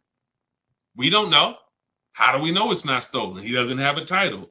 So, hey, let's pull his vehicle up. Where did it come from? It's a tough thing. See, the bad thing about cars is once you make the decision, it's hell to get out of it. Once you make a bad financial decision with a car, it's extremely tough. You got to eat the loss. So the best thing to do is find out, how do I get cars without making mistakes? Because when I make a mistake, I have to eat it. It's buyer beware with cars. It's not like real estate where, you can sue people. People can lose their license. Very different. With cars, buyer beware. You're really on your own, which is why y'all notice we don't hear a lot of dealers being sued. Right? Y'all notice that? Look, and who knows that there's tons of dealerships all around the country ripping people off. There's 100,000 used car dealers in the U.S., 17,000 new car dealers in the U.S. So you're talking over 110, 115,000 retail establishments for cars. We know it's a lot of them that's ripping people off. We don't see them in court. We don't see them being sued. We don't see them going out of business. Why? Because their contracts say it's your job to protect yourself. And unfortunately, not many lawyers want to take the case. If it's not a blatant criminal aspect, not many lawyers are going to take the case to sue a car dealership because they know their paperwork says it's buyer beware. Okay? So that's the first thing that I would do. Make the police report and try to see if we can track down the source of this car, where did it come from, who owns it, And you know, that's the first thing I do. And I wish you the best with that. That sucks, man. Go ahead, Dolan. All right. What do you do if you drive more than 12,000 miles per year? That doesn't matter. 12,000 miles per year is still on the low side of miles. 12,000. Now, if you drive more than that, if you drive 15,000, that's just above average. What I'm teaching now when it comes to shopping for cars is, especially used cars, 12,000 miles and lower is low miles. So right now we're in the 2025 model year. Whenever you're shopping for a used car, you want to ask yourself, what model year am I in? And usually after the fall, you're going to be in the next model year. So even if you're in 2025, okay, you could be in a 2026 model year. So then we look back and say, okay, if I'm looking for a 3-year-old car, average low miles is 10,000 miles per year or 12. Now, once you get up to 15, that's above average. That's not high yet. Above 15, 16, 17, 18, now we're getting to the high mileage. So it's not a matter of, 12,000 miles per year is really, it's still low. If you call it average, you can call it average, but there's nothing there's nothing that you would change based on you driving 12,000 miles a year or 15. And again, it has nothing to do with how much you drive. Leasing versus buying has nothing to do with how much you drive. The reason I learned about high mileage leases, I was a sales manager at Hyundai for a very short period of time, 6 weeks. It was a highway dealer on Route 1, New Jersey. It was literally like the owner's indicted. If you ever could imagine the typical highway dealership, this was it. And I've always worked at phenomenal places. I've always worked with great management teams, great sales staff, great culture. This was the opposite. This was like straight up, drugs in the bathroom, fights. I had to break up a fight between two of my sales team. It was just like, and it wasn't a physical fight, but they were about to fight. So I had to be peacemaker there. It was just 6 weeks. I said, thank you. I gave them the key back to the car that they let me drive, the demo. And I said, okay, thank you. God bless. This is not for me. But I learned something extremely valuable there. I had a customer who came back. He was returning his lease. He had 72,000 miles on the car. And I said, wow, you leased this? He said, yeah, I always lease. He said, I used to buy my cars and I would just make big down payments, $10,000 down payments. I wasn't getting the money back. And I just started leasing and I put a lot less money into the car. And when I looked at his paperwork, his lease payment for 25,000 miles per year was only like $150 more per month than what a normal below market deal would be. So if let's say a below market deal on a Hyundai back then, Sonata was like, let's say, $299 or $325, he was paying like $500, and let's say it was $325. I remember looking and saying, this is like $150, $175 more, but you're driving 25,000 miles per year.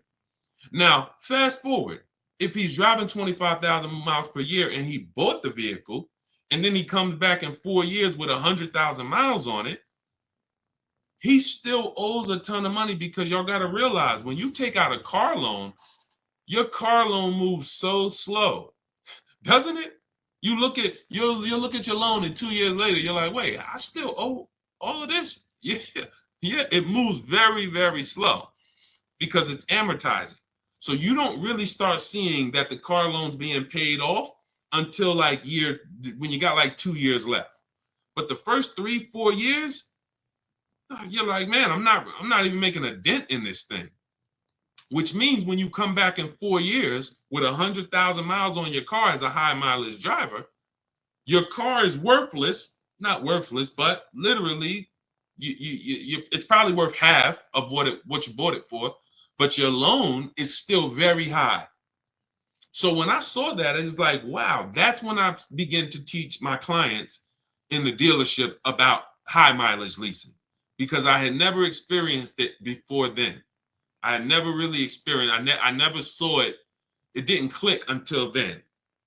Has nothing to do with how much you drive. Has everything to do with how long you're going to keep the car. That's why Step one in my book is called the most important question. There's nothing more important than this. How many years? Hey, Tawana, what's going on? Thanks for tapping in. There's nothing more important than how many years you're going to keep the car. Because if you were buying, and we'll wrap this up with this statement, if you were buying a depreciating anything, if you sat down with a financial advisor and you said, okay, I want to buy this stock, and they told you, well, this stock has a short-term depreciation, but in the long run, it goes up. Well, can you explain that to me? Okay, well, the people who buy this stock, it goes down tremendously for 5 years, but then it shoots up for the next 6 years. You'd be like, okay, well, I'm only going to keep it about 5 years. They would tell you, then don't buy this stock. You say, well, I'm buying it anyway.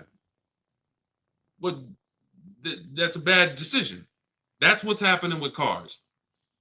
You're looking at cars. Every car you look at is going to go like this for the first 5, 6 years. So when you buy it, but you're not keeping your car more than 4, 5, 6 years, you literally, right when the car is going to start leveling out in depreciation, which means this is the reward stage. This is the benefit to you for buying the car. You went through this hell. Now it leveled out, and you have a vehicle that you paid off that you can keep for 4, 5, 6, 7 more years, paid off, not really losing value. That is this is the purchase. This is who should be purchasing. If this is not you, you're just riding this roller coaster down, and then you go and you get another car, ride it down. It has nothing to do with how much you drive. And the more you drive, the steeper the decline is over the first 5, 6 years. Understand this. All right. I think we made everybody clear on that. If you're clear, type $signs if you got that. Type $signs if you got that. Okay, everybody clear? Type $signs if you got that. Let's see. Okay, I see you, Dark Star. I see you, Tawana Bank. Okay, I see you. Okay, I see you, Sugar Mama. Okay, Sharon. Perfect. That's what all right. We want to make sure you are locking these concepts in. These concepts do not change. We are so far ahead of what's being taught in the market. You don't have to worry about these principles changing pretty much in our lifetime. Something would have to drastically change with cars for these principles to change. We're just ahead of the market. And unfortunately, if more car salespeople were taught these parameters and they were educating their clients, we wouldn't have to. There would be no place for us to do online education because car salespeople would be held to a very high standard with the threat of losing their license if they had to get one, or losing their ability to even be in the business if they had to learn these things, but they don't. You come in with a good smile, you say, hey, I want to make some money. You will be selling cars the next week, working with the public.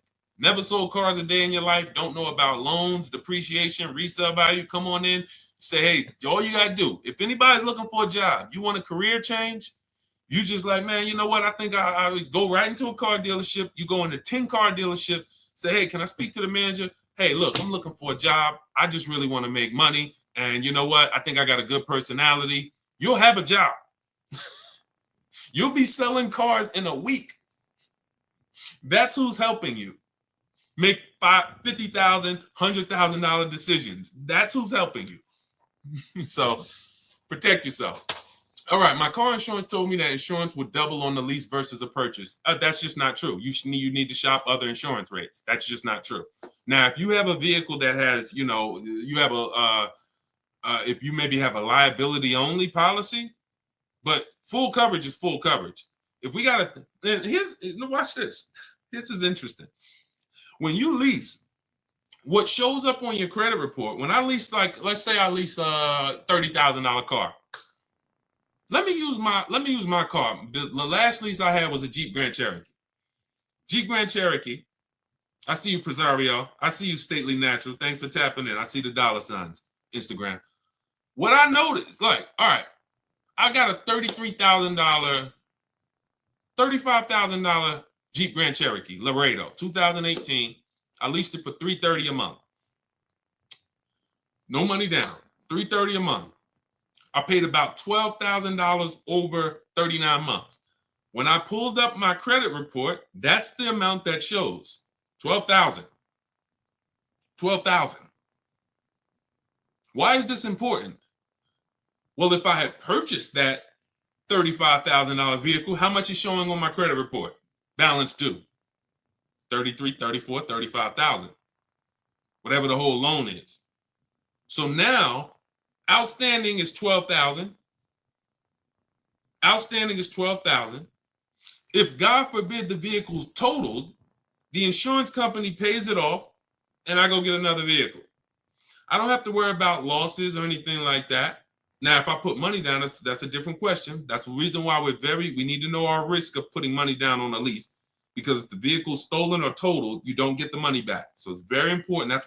That's another reason we shop for every lease with no money down. Very important. But when it comes to insurance, the same vehicle that I'm driving for $33,000 that I leased is the same vehicle that that if I purchased it, I would need to insure with full coverage. Nothing changes, but with a lease, I'm responsible for less. Think about that. So from an insurance standpoint, I'm responsible for less. I'm only responsible for $12,000 of payments over the next 3 years on this vehicle. The bank is responsible for the balance. So that's why I don't see a lease. I've leased vehicles. I purchased vehicles. We leased several cars before we purchased our Infiniti truck. I didn't see my insurance drop when we purchased this Infiniti truck. I didn't be like, oh no, I didn't see my insurance go up. So what it sounds like to me is you now need to shop for insurance. Because if your insurance broker told you that your insurance is going to go up by leasing, they're incompetent. Because there's no way, maybe the companies they use, or like I said, maybe you have liability only. If you got liability only, which that's not even recommended. So if you have liability only, if your vehicle has any value, you should look into that. You should Google why having only liability is a bad thing. I'm not giving insurance advice because it's not my thing, but I have read it. So I can't see your insurance company telling you that and it making any type of financial sense. You might need to get a new broker, and you're one of the rare people that even still uses an insurance broker. Shop him against an online broker. Go to Insurify, online broker. See if Insurify will shop a bunch of companies for you and save you money. Because Insurify will shop a bunch of companies for you, and why are we paying a human that got to eat? I'd rather an app that takes a small percentage of commission from the companies than a person who needs to actually feed his whole family based on my insurance policies and premiums. I'm gonna move on. All right. Now look, I don't talk about insurance. That's a great question. But I talk about everything else in my new digital book. It's called Cars from Home, 7 Steps to Saving Time, Money, and Avoiding Dealerships. It's 5-star rated. You can Google it. You can thank you to everyone who's reviewed it. And you can see that everything's in there, step by step. Leasing, below market leases, below market purchases, below market used cars, new cars, all in there step by step.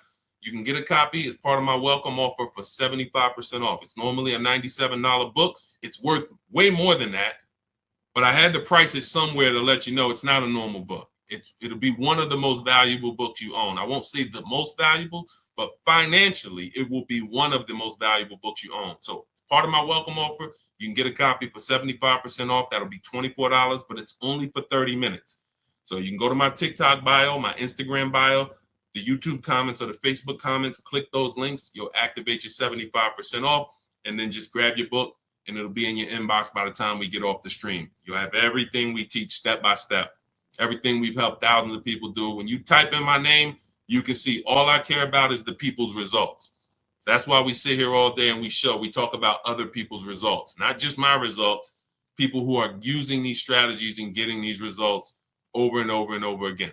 All right, so go grab your book, come back to the stream, and thank you to everybody who's reviewed the book. It does matter. It does matter. We appreciate you. All right, Dolan, pull up the next question. Let's keep it moving. Okay. All right, we got a lot of questions coming. I'm seeing questions coming from every single platform. So, all right, type your question and try to type it in one. Don't type it in like multiple kind of segments. All right, go ahead, Dolan, bring that one back up. My car's okay. Well, we already did that. Let's move to the next one. All right, is it worth considering a lease if you plan to keep the car at the end of the term? Why are we doing this? Why are we doing this? Like, I don't know. Okay, let me answer this. So, why are we leasing and then we want to buy it at the end? I can't get that. All right, let me be clear on this. This is a horrible way to move, and I'm going to explain why. The benefit of leasing is we drive vehicles for cents on the dollar compared to people who purchase. Look at this. Raphael has a $46,000 Jeep Grand Cherokee. She's paying $549 a month, no money down. Now, every $5,000 on a loan is how much per month? Every $5,000 on a loan is how much per month? Thank you, Sherwin. I'm using the book currently. It's extremely helpful. Thank you very much. All right, and I see your question too, Sherwin. We'll pull that in. But every $5,000 on a loan is how much per month? Thank you, Robert Gregory. All right, $100. Jen 79, $100. Listen. Y'all know I love seeing the stuff sticking. That's what shows me like you're locked in. Okay. Again, principles that will not change. Principles that will not change. Every $5,000 on a loan is about $100 per month. I see you, KK07. Yes. So now let's compare this below market lease that Raphael got for $549 to what it would have cost her if she purchased this Jeep. Let's just say, because I know what you're thinking. Well, Deshone, we're not paying list price there. Let's just say that she got a great deal. Okay, let's say she got a great deal. Let's say they took off $6,000. Let's say she got it for $40. She got it for $40. Oh, and now what about the taxes? Okay, let's just give her the taxes too. So let's be ultra conservative to show you how different a below market lease is from a purchase. Let's say they took off $6,000 for her, and let's just not even include the taxes, which would probably be another $3,000. $40,000 loan, her payment's about $800 a month for 5 years. If she takes it for 6 years, she might be able to get it to like $720, depends on the interest rate. She's paying $549. She's paying $549. Now, again, if she's a short-term person, this is what matters. If you're a long-term person, then take the higher payment, pay off the vehicle, and then, but when you go from this type of beautiful structure, driving brand new cars for cents on the dollar, to now purchasing a used car. What do you mean?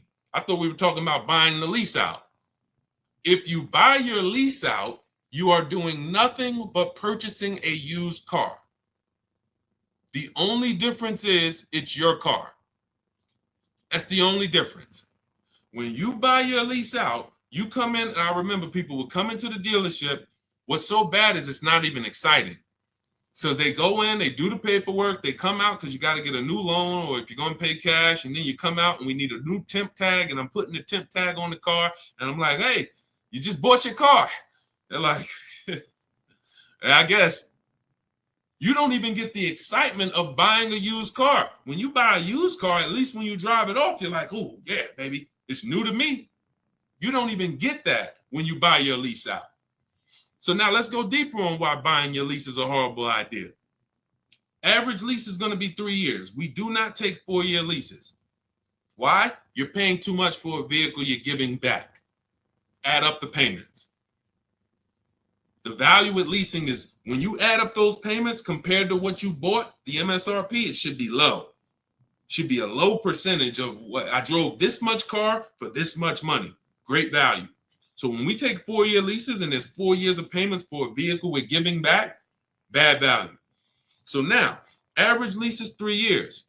In order, when you buy your lease out, in order to get a payment that is somewhat close to what the original lease payment was, you're going to have to take another 5 or 6 year loan.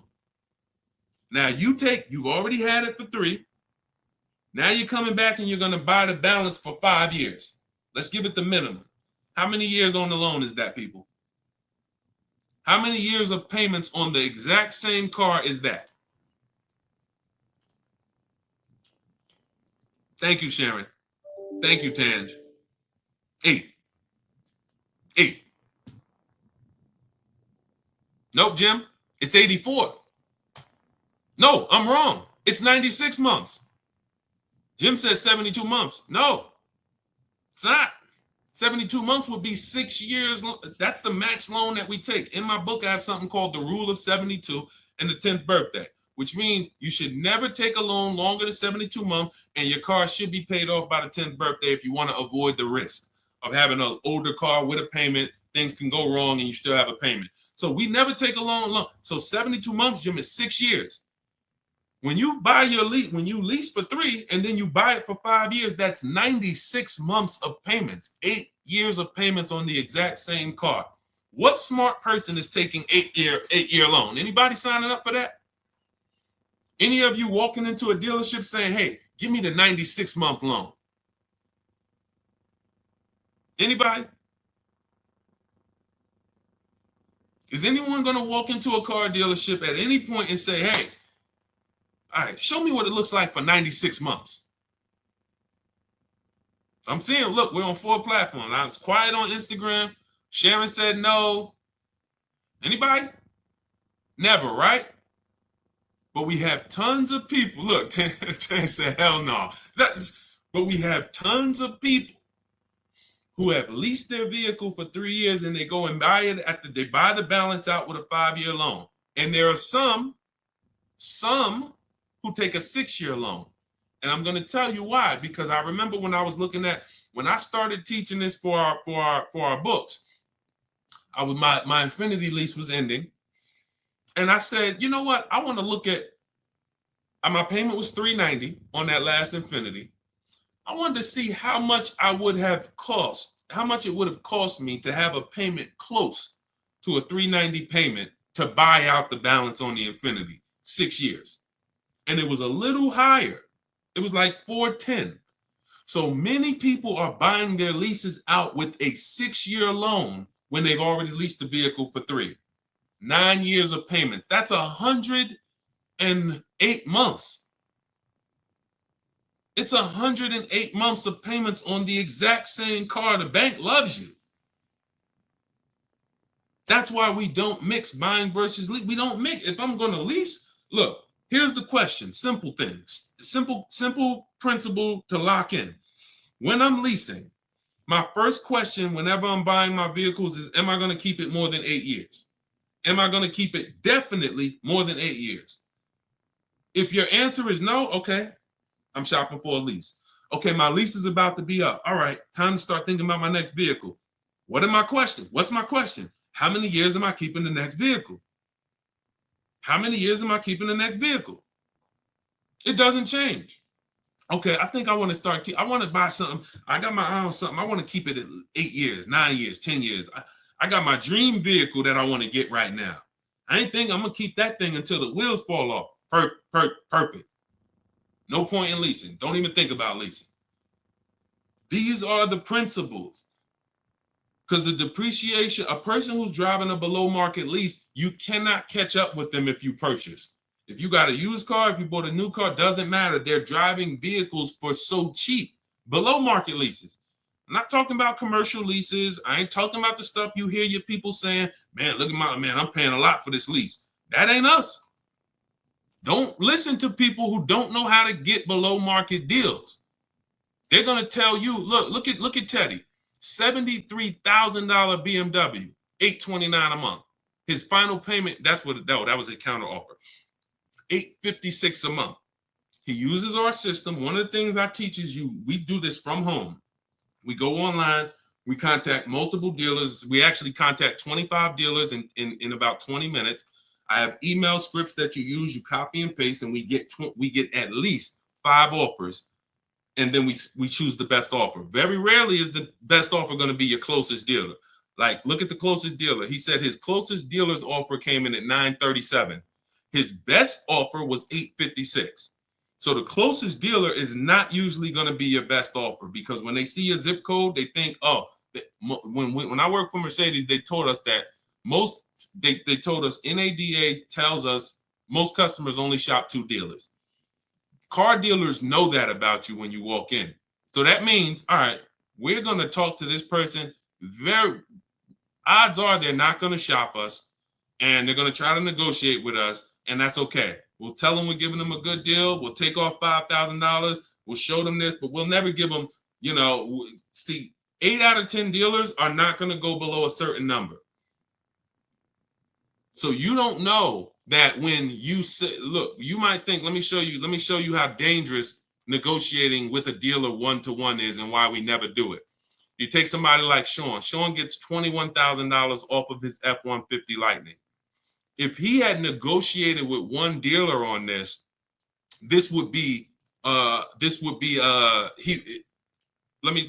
go to his follow-up, because he was asking me, did I think this was a great deal?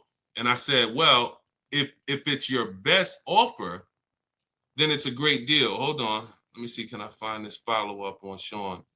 See, I want y'all to understand, we never talk numbers in a dealer. We never talk numbers in a dealer. You don't have any leverage. You cannot shop competitors. And the only way that you're going to get a great deal is shopping competitors. In fact, I don't need to go deep on that. I don't need to go deep on that. When you don't shop, when you don't step back and get multiple offers, somebody might take off $7,000. There's somebody who bought an F-150 Lightning just like Sean, just like the $21,000 discount I just showed you with Sean. And they were in the dealer and they were negotiating back and forth, back and forth, back and forth. And that guy or that woman went home and said, guess what? I got a great deal on this truck, $73,000. Guess how much I got him to take off? Oh, how much? $12,000. Ooh, $12,000. That's good. That's the biggest discount we ever got. Yeah, I roughed him up. Yeah, he didn't want to do it. But meanwhile, what do we know? Sean shopped the whole market, got multiple dealers, saw several offers, saw the $12,000 discount, saw the $7,000 discount, saw a $15,000 discount. And then this one dealer comes in who's far away from him, who said, hey, I'll take off $21,000. I'm on my way. That's why we never talk numbers in the dealership. That's why our system is called Cars from Home. 90% to sometimes 100% of what we do and how we get these below market deals is done from home, not in the dealership. So all of this is in my new book. It's a digital book, so it'll be in your inbox in minutes. You can get your copy as part of my welcome offer for 75% off. It's normally $97. You can Google it, Cars from Home, 7 Steps to Saving Time, Money, and Avoiding Dealers. You'll see it's 5-star rated on Goodreads. And you can get your copy for 75% off. You won't pay the normal $97 price. You will be you'll get yours for $24, but it's only for 30 minutes. So go to my TikTok bio, my Instagram bio, the YouTube comments, or the Facebook comments. Click that link, and then you'll see that we have you'll see the countdown. As long as you get there before the 30 minutes, you got yours for $24. That's our welcome offer. And make sure you screenshot the thank you page, because on that page is the link to open the book as soon as you purchase, but it also is my support team's email in case you type your email address wrong. We can't send a book to an incorrect email. So if that book is not in your inbox in 10 minutes, just email my support team and we'll get you the book. All right, that's my welcome offer. Go get your book. Come on back to the stream. All right, go ahead, Dolan. Let's keep it moving. I know we got some more. I see KK. I see we got a... Go ahead. That's a good question. New presidency, but we'll get to that.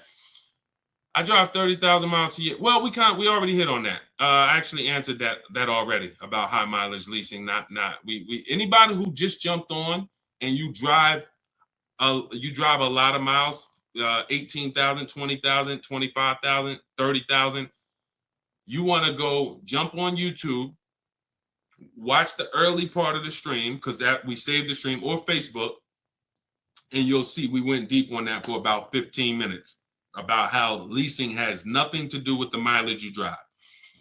I gave you examples of high mileage leases, Jen with her 18,000 mile a year lease. And then I talked to you about when I learned about high mileage leasing, which is when in Hyundai and my client who came in with a 25,000 mile a year lease, and they were only paying $175 more per month than a great lease. So yeah, just go back and catch that. Go ahead, Dolan.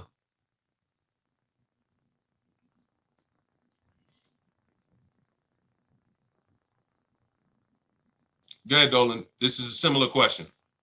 30,000 K lease with just a similar question. My daughter just crashed her car. Sorry to hear that. Credit is mediocre. Any tips? I go the least expensive car that I can get. When we don't have when we don't have the credit, one of the worst things we can do is to tie up money in a long-term deal where we take all right, let me put it like this. In my book, I have two strategies.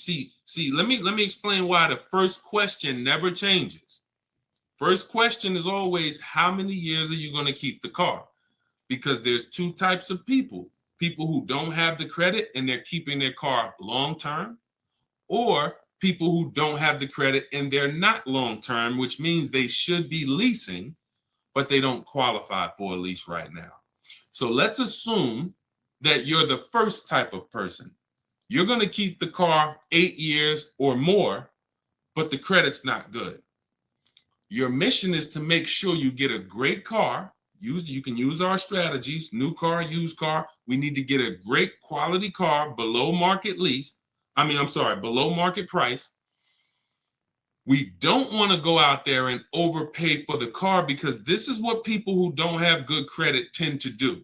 You go out with desperate vibes, desperate energy, and you basically say, whoever can get me in a car, I'll sign up for it. Which is why I've seen people rave about, hey, go see Joe.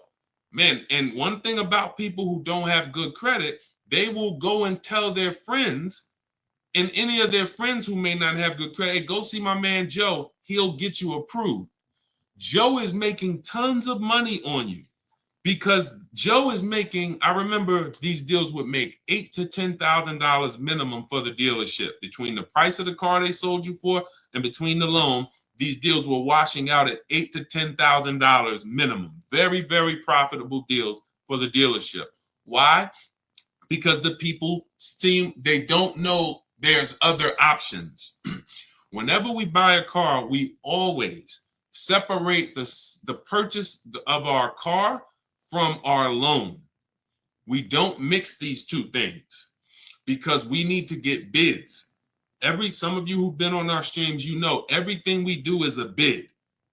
We need to be getting bids. When we're getting our loan, we have multiple banks and credit unions submitting offers to us, and we pick the best one, because there's a lot of money in loans. Why do you think banks are in the loan business? There's a lot of money in loans. They don't sell cars, they sell money. When we are purchasing a car, we are getting bids because all the dealers have different prices. So someone needs to win a bid. When you go into one dealer and just work with them, you've given yourself no opportunity to see the market and get bids, get offers, multiple offers. And when we sell our car, we get bids. We only sell our cars to companies where we could get multiple cash offers. Driveway, Vroom's out of business. Carvana, CarMax. We have 6 companies in my book. This is step 2. So the point is, if we are a long-term person, our mission is to find the best car we can find, because we know we're going to pay more in interest. But interest can be fixed with a refinance when my credit's better. So if I was buying a car to keep for a long time, 8, 10 years, but I don't have the credit, I'm going to go and I'm going to find the best car. I'm going to shop for my loan independently. We have a strategy in my book. It's called the bank bidding war. We separate these things. Now, because your bad credit or your mediocre credit should not be between you and the dealership. It's between you and the people loaning you money. Type a $sign if that makes sense. I'm going to say that again. Anyone who has mediocre credit or bad credit Your bad credit or mediocre credit is not between you and the dealership. The dealership sells the car. It's between you and the lender. The lender comes to you and says, hey, all right, you're buying a $20,000 car here. We'll loan you the money, but we got to charge you 22%. Cool. I got a great price on the car, though. I got a great price on that car, which makes it even better for the lender because they're going to see, okay, the loan to value rate. Yeah, you did get a great price on the car. Helps us just in case we need to repo the car. We like that you're not underwater. Versus walking into a dealer saying, hey, you know what? My credit's not good. Can you get me approved? Now, not only are you going to pay 22%, but you're going to pay for the same car that you could have got on the market for 20. They're going to charge you 23 plus interest. So now they're burying you because you came in desperate. So my mission would be to find a great car, shop for my loan separately, and then realize, all right, if I'm paying 22%, all right, let me work on my credit. Work on my credit. Great. Year from now, 18 months from now, I got good credit. Let me refinance this car loan. I'm keeping the car though. That's different than a person who's not going to keep the car. It's a short-term person. If I'm a short-term person, I should be leasing, but I can't qualify for a lease right now because I'm not at like a 660 credit score or higher. Let me just shop. All right, let me go and I'm gonna buy an inexpensive car, least expensive car I could get, $10,000, $12,000 quality car, and then I'm gonna flip out of that car in 2 years. I'm gonna have 2 years of on-time payments, build up my credit, and then I'm flipping into a lease. Everything we just laid out is not what most people do. Most people will go in, they say, look, my credit's not good, but I want to get that $23,000, Honda Civic with all the features. Honda Accord with all the features that I want. Boom. Now they're overpaying for the car, not really shopping for a quality car. Maybe they got it if it's a Honda, but you still could get a bad Honda. Are you checking service records? Are you checking accident history? You could have a great car, but you bought a bad one. And most people don't want to sacrifice. They just want to go in and get the car. So that's the two strategies. Those are both in my book, by the way. Short-term strategies for people with bad credit. I should be leasing, Deshone, but I can't qualify right now. What's my setup? So that in 2 years, I am leasing brand new cars. That's the play. And then the long-term strategy for people who are buying, don't have the credit right now, is quality car. Let's get our loan. We'll pay more for it. When our credit's better, we refinance the loan. Both in there. So if you want to get your copy of Cars from Home, my new digital book, it's 5-star rated. You can go to my TikTok bio, my welcome offer, 75% off. You'll have everything I laid out step by step and more. Because your household's going to be different. The reason why Cars from Home, my new digital book, is so valuable is because in your household, let's say your spouse wants to lease, your daughter needs a pre-owned car, you want to buy a new car, it's all in there. Your spouse is a high mileage driver, your daughter wants a used car, you don't have good credit. There's 3 different strategies in there for you 3. Y'all are 3 totally different people, and each path is in that book for you guys to get to the below market purchases based on that. Okay, so if you want your copy, go get it. It's part of my welcome offer, 75% off, but only for 30 minutes. In my TikTok bio, my Instagram bio, the YouTube comments, or the Facebook comments, click that link, go grab your book. You'll get it for $24 instead of the normal $97 price, as long as you get there before the 30-minute timer expires. Right? Go ahead, Dolan, shoot the next one up.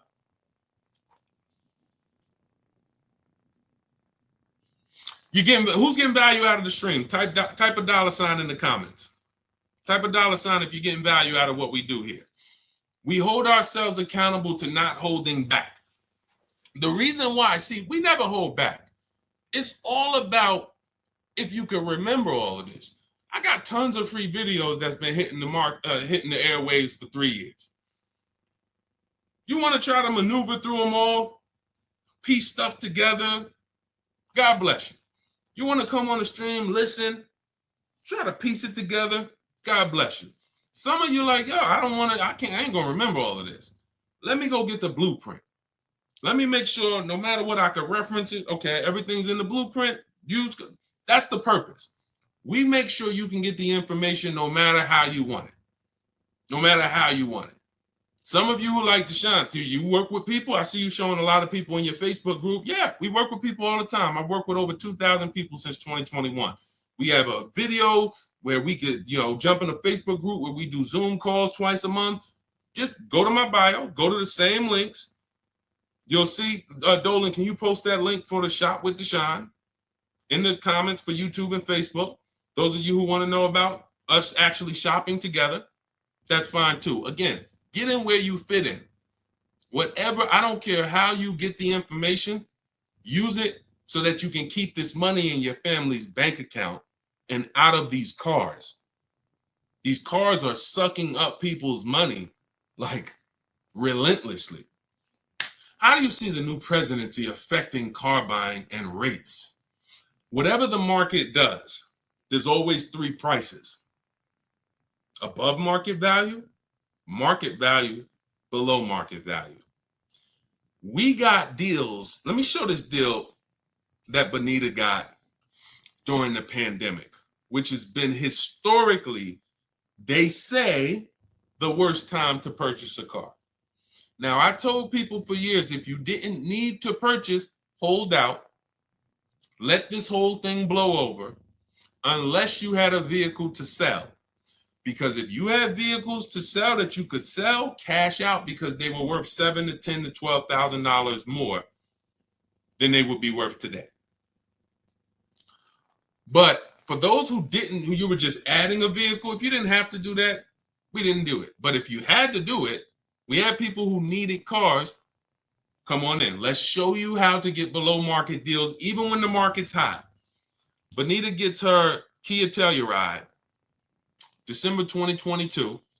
This is still when people were paying $5,000 over sticker for Kia Tellurides. She stays at home. She uses our system. She gets multiple offers. She gets a $45,000 Kia Telluride, $600 a month. In fact, it's an S, might be 46, $600 a month.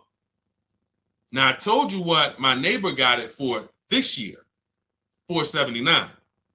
We don't know if it's the same model, but let's just figure it's similar. So below market at that time, the below market leases on Kia Tellurides was $600, because there were people leasing them for $700, $800, $850. I wish I could find them. They're everywhere. Some of them are still in those leases. They can't wait for them to expire. They're still paying $800 a month for their Kia Tellurides. She got it for $600. So no matter what the market does, the key is knowing how to get below market deals. And how do we get below market deals? It's very simple. We need to get enough offers to see the market, and then we pick the best one. It's very simple. You can't get below market deals going into one dealer or two, because that's not the market. That's two dealerships. The market is within 100 miles, 75 miles. What is the market? Everyone who has this car I want, what's the best offer? Doesn't matter. And here's what I always say. People with no skills are going to pay above market value. People with negotiating skills are going to pay market value. People who make dealers bid and get multiple offers get below market value. Because there's no I could say to a negotiator, here's how I know. Negotiator comes out the dealership. Hey, yeah, man, I just got a great deal, man. I worked them over. I've been coming back for 2-3 months working them over. Okay, are you willing to bet $1,000 that I can't get a better deal than you? Nah, I don't know. I wouldn't take that bet. Why not? You've been working them over. Yeah, but I wouldn't take a better. Now, I probably can't. I'm not gonna get a better deal from you from them. But for that car that you just drove out here with, bet me $1,000 I can't find a better deal than that in this market from home. Nah, I'm not gonna take that bet. That's why negotiators don't get below market deals. There's no confidence that they actually got a below market deal because they haven't seen the market. They go into one dealer, maybe two, they negotiate.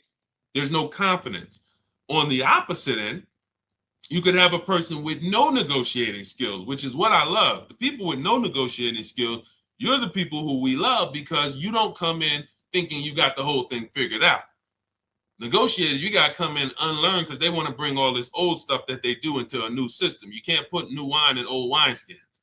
So you come in, blank canvas, somebody like Zafrina, stays at home, $65,000 Jeep Grand Cherokee electric vehicle, $579 a month. It's her best offer out of all the offers. She said, look, used all the scripts, email scripts, contacted the dealer, sealed the deal on this lease, $579 a month. That's a 0.88% lease. She didn't get that negotiating. That didn't come from negotiating. Look at Ansley.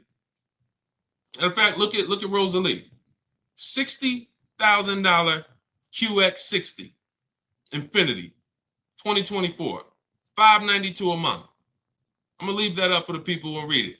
$592 a month. Not from negotiating. She didn't get that going back and forth, sweating, sitting at home, letting the market come to her.